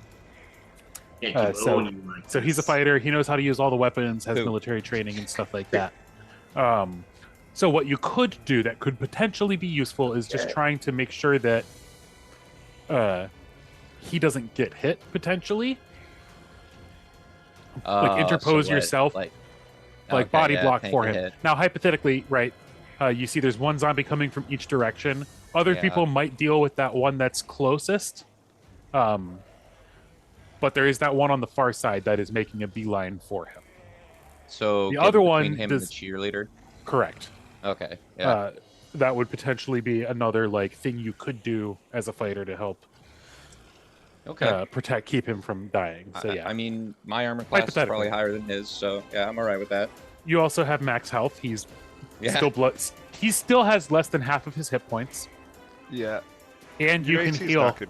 Your AC is not going to be higher than him right now just because he has unarmored defense from being a monk, and you're not wearing your armor. But Yeah, Yep, how? he's got a leather I have jacket. a leather on. jacket on. It was during It's okay, just leather armor. but even with leather armor, It's which not is as only high. a 1, It's it's not going not? to be as high. Oh, that's Yeah. true. So he's a monk. leather gives you a default of 11 plus Plus your your dex. 3 That's for dex. 14. So you have 14. Yeah. Right. So you have And he- 11 plus 3. Yep. And that's it. Yeah, you've got the hit points to survive a couple hits. He has just not might still die in one hit if he were to if it didn't go bad. So Frankie, what do you got? Frankie, in keeping with theme, cowers right there. Same as last time. Moving even farther away, retreating. Yes. Got it. Frankie would run with our robot friend here, but he is not confident Right. that he can slip by this zombie. So that means I can zoom the camera in even more because we're continuing to retreat. Well, that zombie is covered in ice, if that makes you feel any better. That is true, Yeah. but as Frankie's Frankie- from New as Orleans Frankie- and he doesn't play that way. As Frankie gets close to Ro's gonna be like, run, run. Follow the weird wizard guy. No. There's an even weirder wizard guy right there. Follow the weird wizard guy. Not having it. Which one? Now this time Frankie hears a voice in his head, and he can make out what it's saying. It's saying finger bang. Oh, oops. I do not think that means what you think it means. So do you say I'm finger just as bang out loud? confused as you are. What? I And assume that's my it's going to turn. be. I assume. All right. Go ahead. You could roll an insight check, Frankie, if you would like. Ooh, to see Yeah. if you maybe can interpret what the hell that means. Yeah, that's a good idea. I will do that.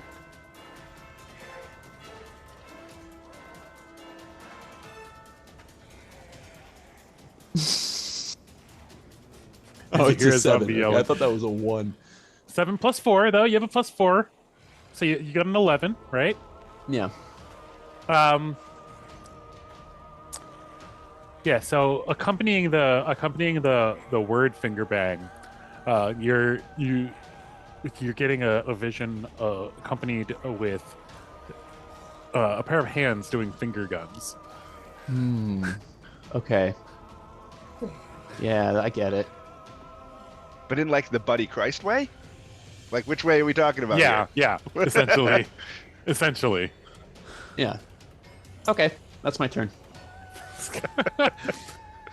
That's all you get with the 11. All right, Rev. All right. So, is the zombie that is like north of me, this guy here? That's the wounded one, bloodied. Is he looking my direction? He has now started to look your direction since everybody else has gotten farther away. Yeah, as everybody kind of else retreated, and you're the one who you kind of effectively moved forward more towards them. All three of them that are around the van, or the remnants of the van, seem to be mostly focused on you. All right. I would like to. I would like to take a step. No, I don't want to take a step closer. I'm a coward. I am going to say a prayer. Simply that God might take the soul of this individual that's kind of closest to me, the zombie that's kind of right below. And I am going to pray for the internment of this soul. Yeah, as this zombie is starting to crawl towards crawl like over the remnants of the hood. Yes. I assume you're casting a spell. Yes. Well, yeah. So I'm praying that God takes the soul, and I'm gonna toll the dead, but as a prayer. Okay. Yeah. What kind of damage does Toll the Dead do? So it is necrotic. Okay. Yeah. We'll see. I'm gambling. What's Wisdom 13. Wisdom 13. Yeah, you got a 3. Yeah, I was gonna say. So it's 8 damage. As the did you roll the d12? Yep. It's been wounded already, right? So No, you rolled the d8. Oh, it did only roll as a d8. There's no way for it to know. If you do the Beyond 20 plugin, I think you can get it to roll both, but I don't know. I'll take my 8. I mean, yeah, you can take the 8. Yeah, the likelihood that I roll less is what it is. Yeah. I'll take the 8. There. So, yeah. So what's it look like as you kill the zombie? Yeah. So I just reach my hands out and say this prayer, and then all of a sudden the body just drops, and I am pleased as punch, as I believe that God has just taken the soul of this person and left this body now, and with that I make no embarrassment about it. I just start running off towards the robot. Yeah. All right, so it'll take you 10 to get you out of the van, and then 15, 20, 25, 30. You can literally get exactly next to him. Yeah, and as I run by the body, I turn towards the body and just say, I'm so sorry. And then just keep going. Yeah. So you can get exactly there. Can I get to the other side of him? Sure. Okay. Cool beans. I think that's everything I'd like to do for now. All right, so we've got 2 of the zombies are completely down, and the remaining 4, 1 is wounded, and 3 are untouched. So, starting at the top.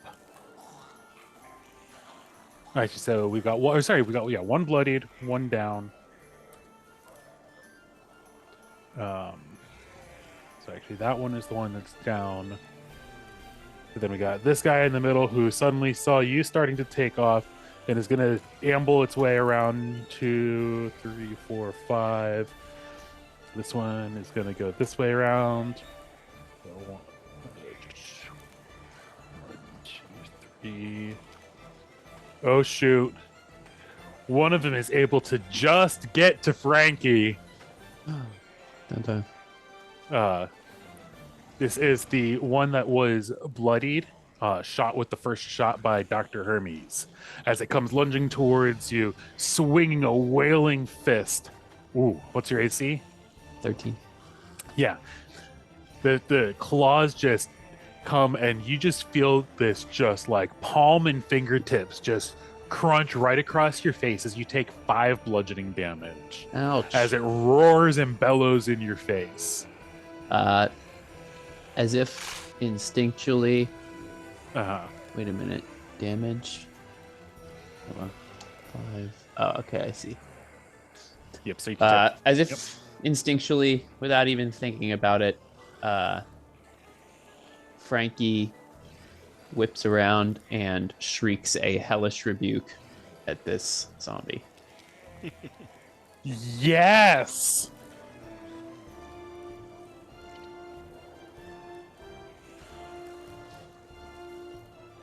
So, how do I...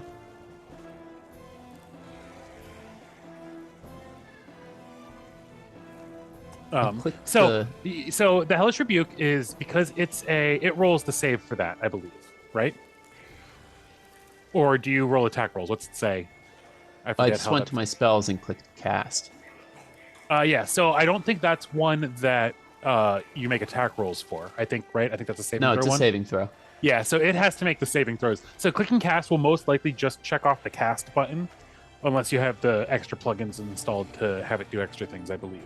So, so you'll just tell me what the DC is, and I have to make a roll as the zombie, since it's a saving throw ability. Okay, it's not an attack. DC 13 Dex save. DC 13 Dex save. And what are you? So you're just shrieking at it. Yeah. Impulsively shrieking. And what's the spell look like? What are the magical effects appear to be? Boy, I haven't thought about it. It's a wisdom save, you said? Dex. Oh, okay. Even worse. Okay. I'm pretty sure it's. We've only got a 10. I'm pretty sure it's just like a wave of flame washing over them. Yeah. Flavor. Isn't that what it is in the? You page? tell me. You tell me. Spice it up. That sounds cool to me. Your flavor. You can tell me if it's actually fire, because it's fire damage, right? Mm-hmm. So the damage is likely fire, but is it red fire? Like, is it normal looking fire? Is it like crazy and green or purple or something like that? Or No, it's red and it's like a firecracker. I mean, like okay, very like a real sudden, quick, like explosive, sudden flame, explosive, gout of like flame sparking, washing over them. Okay, sweet. Ooh. And it 100% failed its saving throw. Yeah, according the default text I just looked up for curiosity's sake is green, by the way, as it takes technically you could roll the damage. I rolled an 11, but you might be able to click if you just click on the spell instead of clicking cast, or actually no, where the effect is, you can click where it says 2d10 probably to roll damage. Yeah, there we go. Yeah, so without the plugin, anywhere that has the also actual got 11. Yeah. Okay. So yeah, without the plugin, the default way that the dice roller works is anywhere that it has the plus listed, or it has the actual dice like 2d10 listed. Those are things you can click and roll. Okay, cool. So 11 damage to this zombie that had already been shot, and this firecracker of an explosion just erupts through it as the thing just absolutely explodes.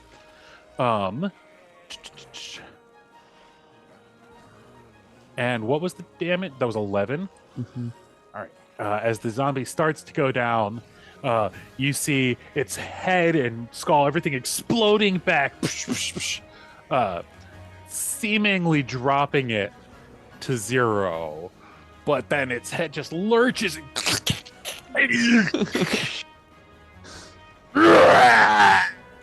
it just screeches right back at you as it's now at 1 hit point. It made that con save, huh? Yes, indeed it did. The undead fortitude kicks in, keeping that sucker alive. So that one goes down. The other two, the other one has already moved. Now we go to the 2 on the right side. The one attempts to that was closest to the mall entrance, attempts to squeeze amongst the cars, trying to follow. Trying to follow Agent Knox, knocking your motorcycle over in the process as it starts to like scramble around the back of the car.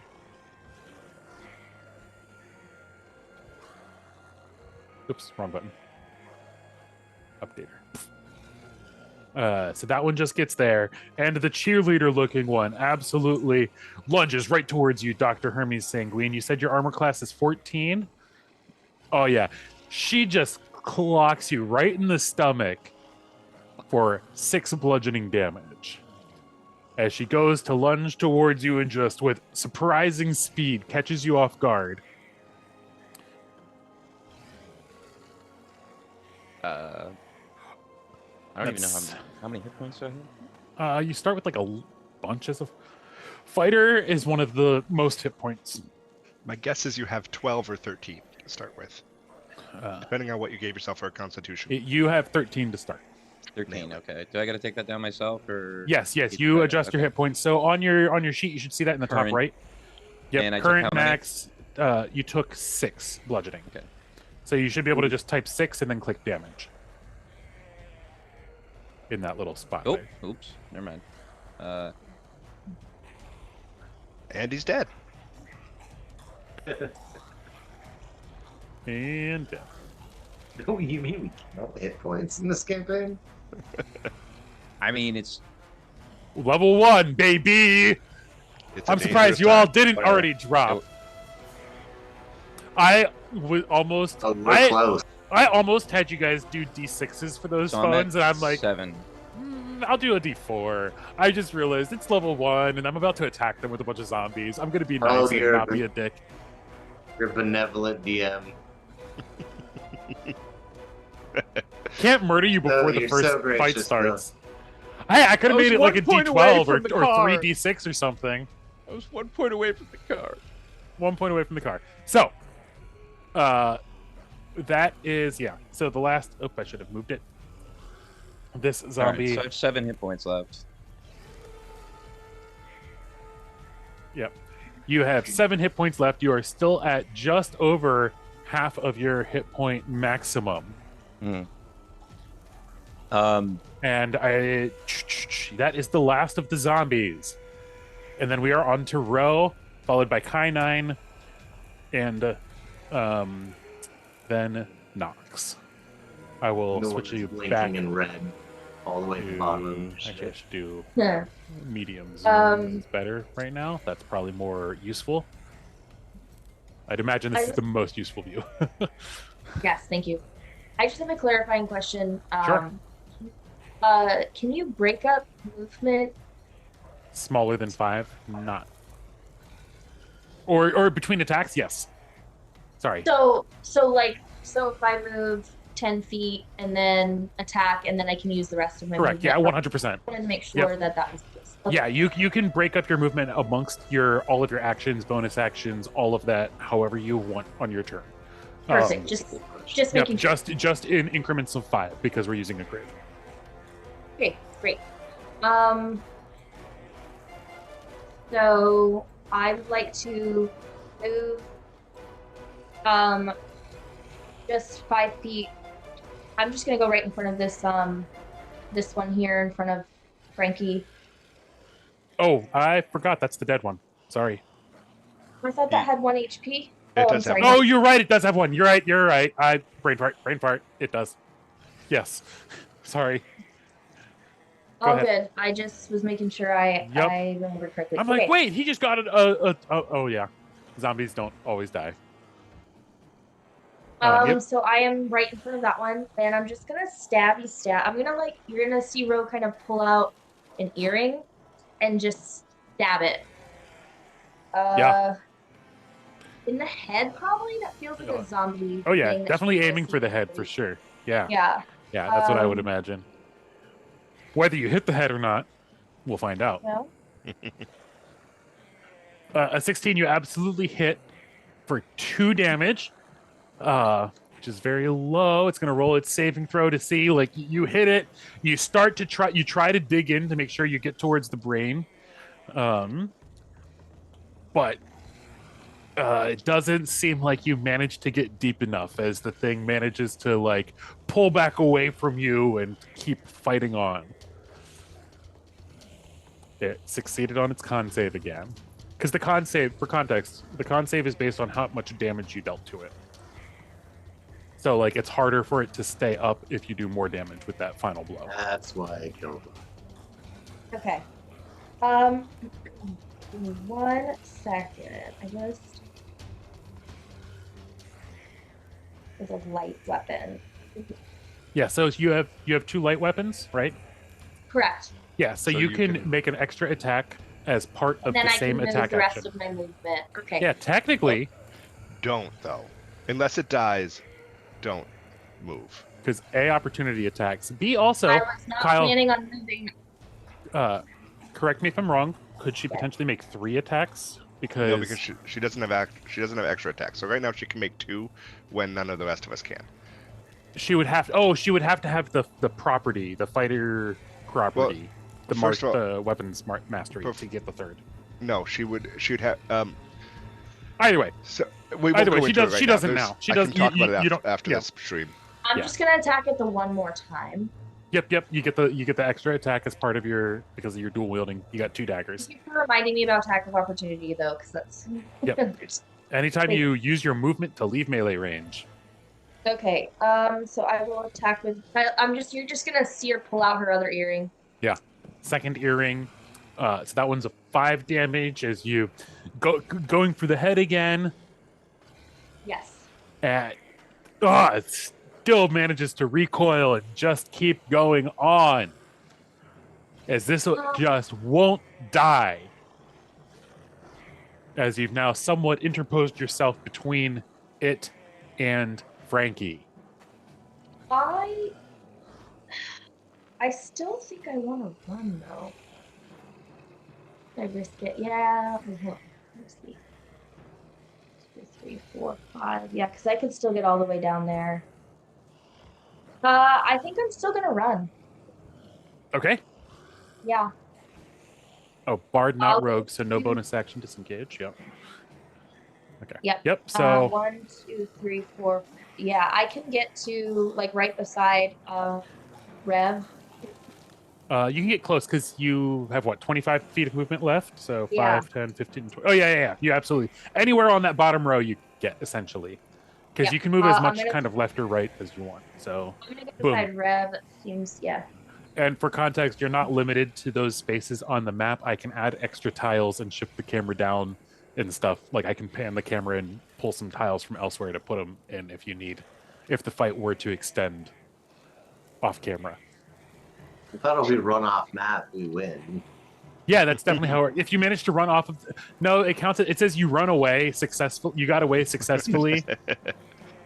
And There's then a the screen wall. flashes to white, and then there's a We chance. stand out. And then if you stay in the tall grass, you might get attacked by another wild Pokemon.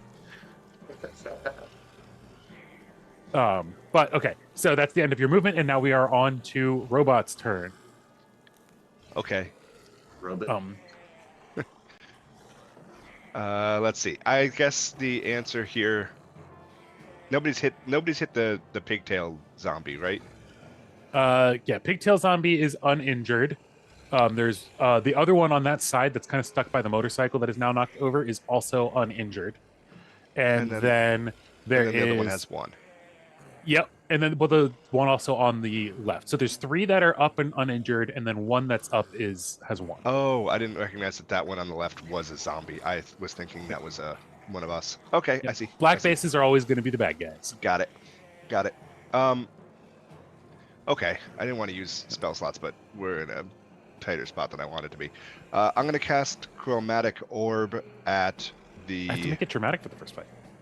Yeah, I'll point the wand at the zombie we're having a hard time killing, I suppose is the right answer. I'll point it at the one that we're having a hard time killing and cast Chromatic Orb at it. Okay. So you point the wand, and what's this magic look like as you cast it for the first time here?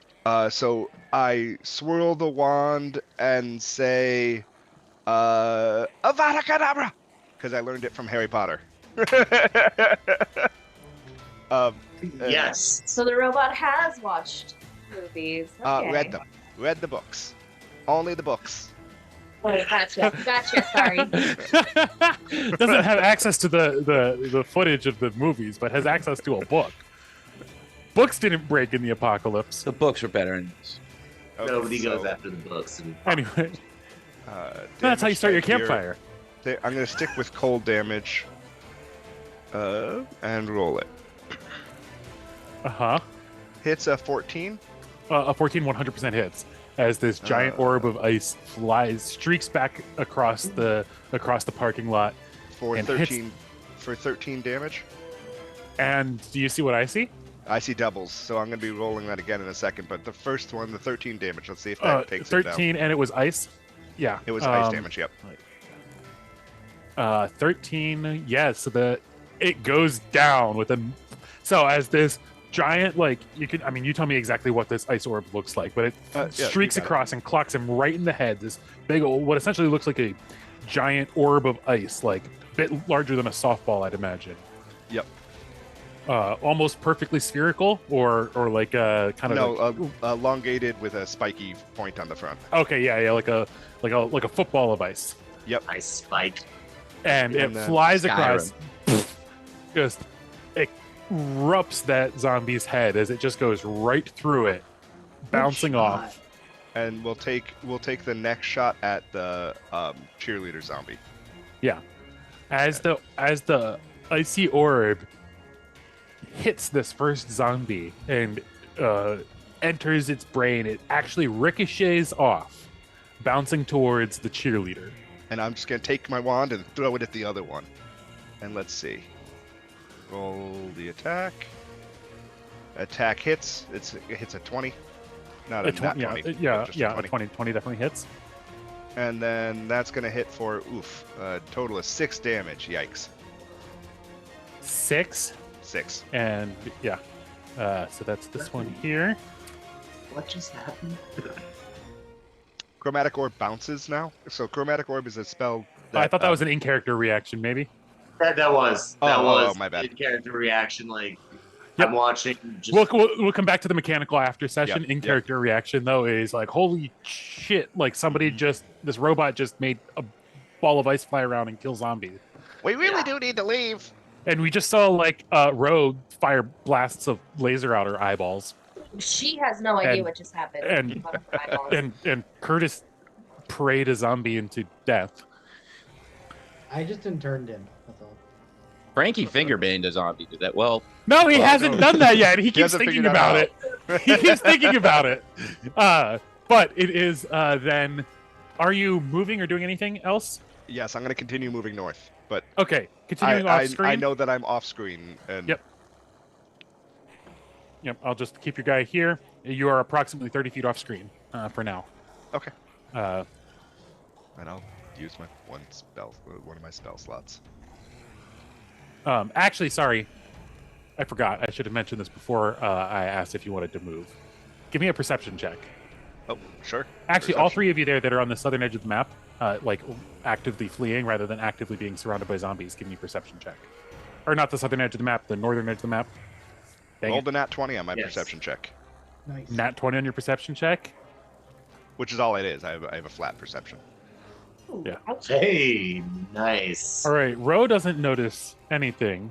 Rev and Kai9, though, You look up as you're starting to flee from these zombies, and you see rapidly approaching you from the north what appears to be some sort of four-legged, ferocious, feathery beast. We're going the wrong way. You can you can what is that thing? Kainine, you can as you see that, you absolutely you feel a suddenly like some circuits, some wires, like just the image of this thing charging at you has reconnected the circuits some way somehow, and out of character and in character, you probably know exactly what this is, and you can go ahead and tell us how you're gonna describe what it is to them. Sure. So this is a hulking creature, four-limbed with feathers mixed with. What are you saying in character? Is what I mean. Sure. He said, "What is that?" Oh. Yep. That is an avian ursine. It's a.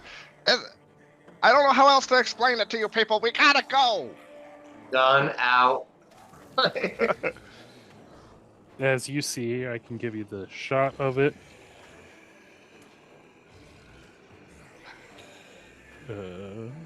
Boom, boom. Oh, dope. Question mark? Somebody delete their nonsense. Frankie. Ready. As yeah. We need the names right. There we go. As that is what you all see charging towards you. How far away is this sucker? From you guys, he is 50 feet away, but making a dead sprint towards you when you see him. Move fast. Hope he wants to eat the flesh. So which way are you flesh headed automaton. then, in light of that? Oh, can I see the map from Yep, above again? 'Cause absolutely. that changes things. 100%. Yeah, and again, he is to the south off of the map. I put him in the corner just for the sake, but he is not to the south. He is to the north. He is off camera.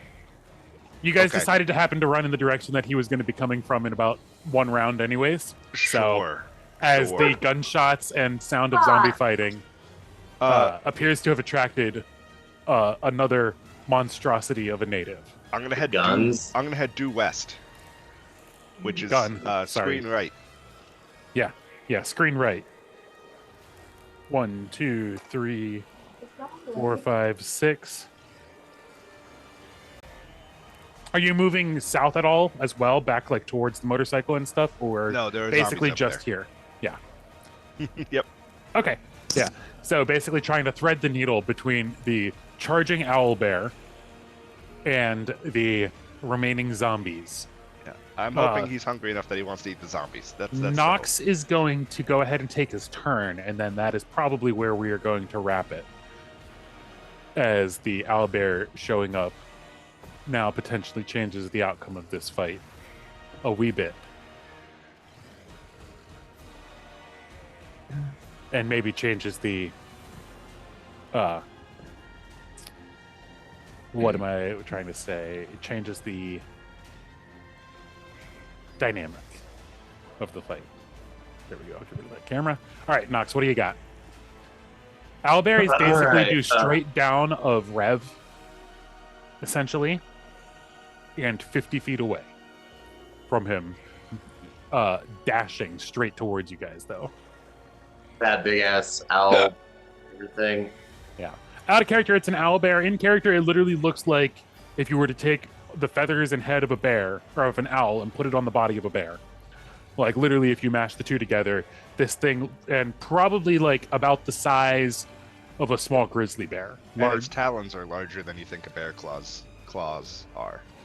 Yes, very sharp, giant owl claws, and a giant beak as well. Certainly not something we want to fight at level 1. And it is charging at you much faster than the zombies. All right.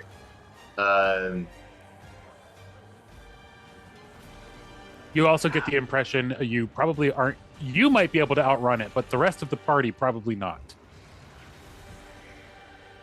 Where are you?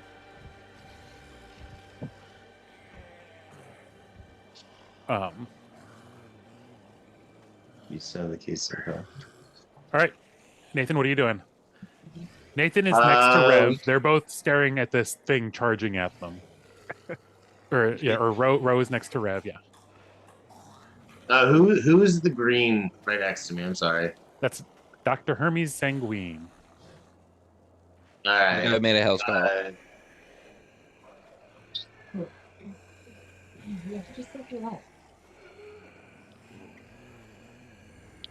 All right, yeah, cool. Can I put my hand on his shoulder and like level my silence 9mm, since I am technically 5 feet away from this monster? You're Yeah, 10 feet away. Yeah.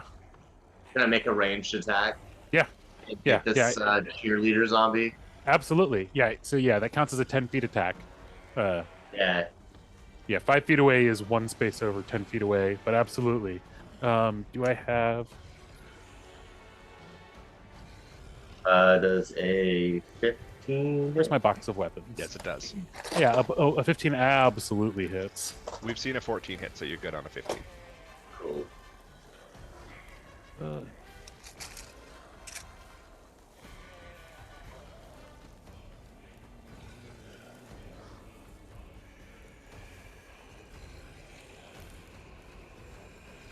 Oh, that's right.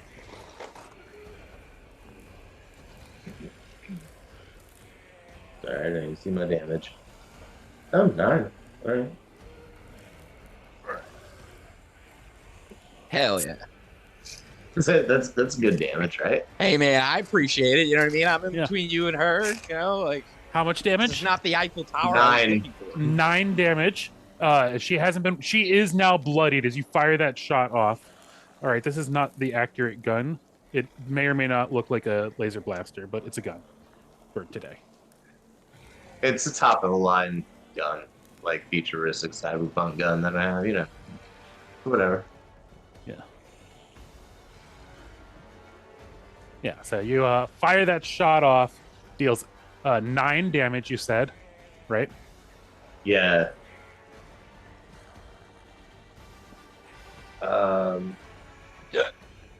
And she has already taken 6. Mm-hmm. So how do you do it? So I guess as everything is going on and I'm seeing this thing like run at us, I look towards the clear path, and I see Dr. Sanguine sort of like standing in the way, like even though he just like helped me, and I just put my hand on his shoulder and like kind of like almost not like force him down, but just like firmly like, and putting like the gun and like rest his shoulder to like aim it in just like right at the head of the zombie. Now, Just- do you do the kind thing Clearly what's not. that? and use that other hand instead of putting it under the gun? Oh, on his ear. Plug his ear. No, I'd you like to use the think you sign. give him. Yeah, I'd like to think you give him a actually, wet willy. You No, lick it's you your lick stuff. your finger and then do it. You're like, "Eh." Well, It's got a suppressor. It's yeah, it's still kind of loud right it's next to still you. As loud, long as you're it's right. not right here and it's forward of No, my he's- eardrum, yeah. then it He's won't talking be about as bad. resting his hand on your shoulder, but either way, Yeah, Yeah, but it's- yeah, you know what, that's Fair. that's actually the nicer thing. Yeah, so kind of like Wet not willy. clap his ear, but like wall it off and Yeah, just fire the- like that one shot like right through between the eyes and drop it, and then I'm Yeah. sprinting the opposite way of the creature running towards us. All right, that's one now instead. Boom! Yeah, As but, she gets knocked back Action shot. and then drops to the ground. Some stop Um, motion. Yes. That's the goal. Love it. Absolute cinema. The curtain. Thank you. curtain in the foreground, right? Just All right, as you in the drop that name last. of- Yes. He's got the bat. Really. There we go. All right. So as we drop one more of the zombies to the ground, and we see this absolute monstrosity charging towards you. we end there to find out how this fight pans out and how. Actually, which way are you moving? Are you doing any movement or anything else before you end your turn here? Yes, I want to run Dr. Sanguine over the body of the zombie, get out of there. So you're heading back past your bike, right?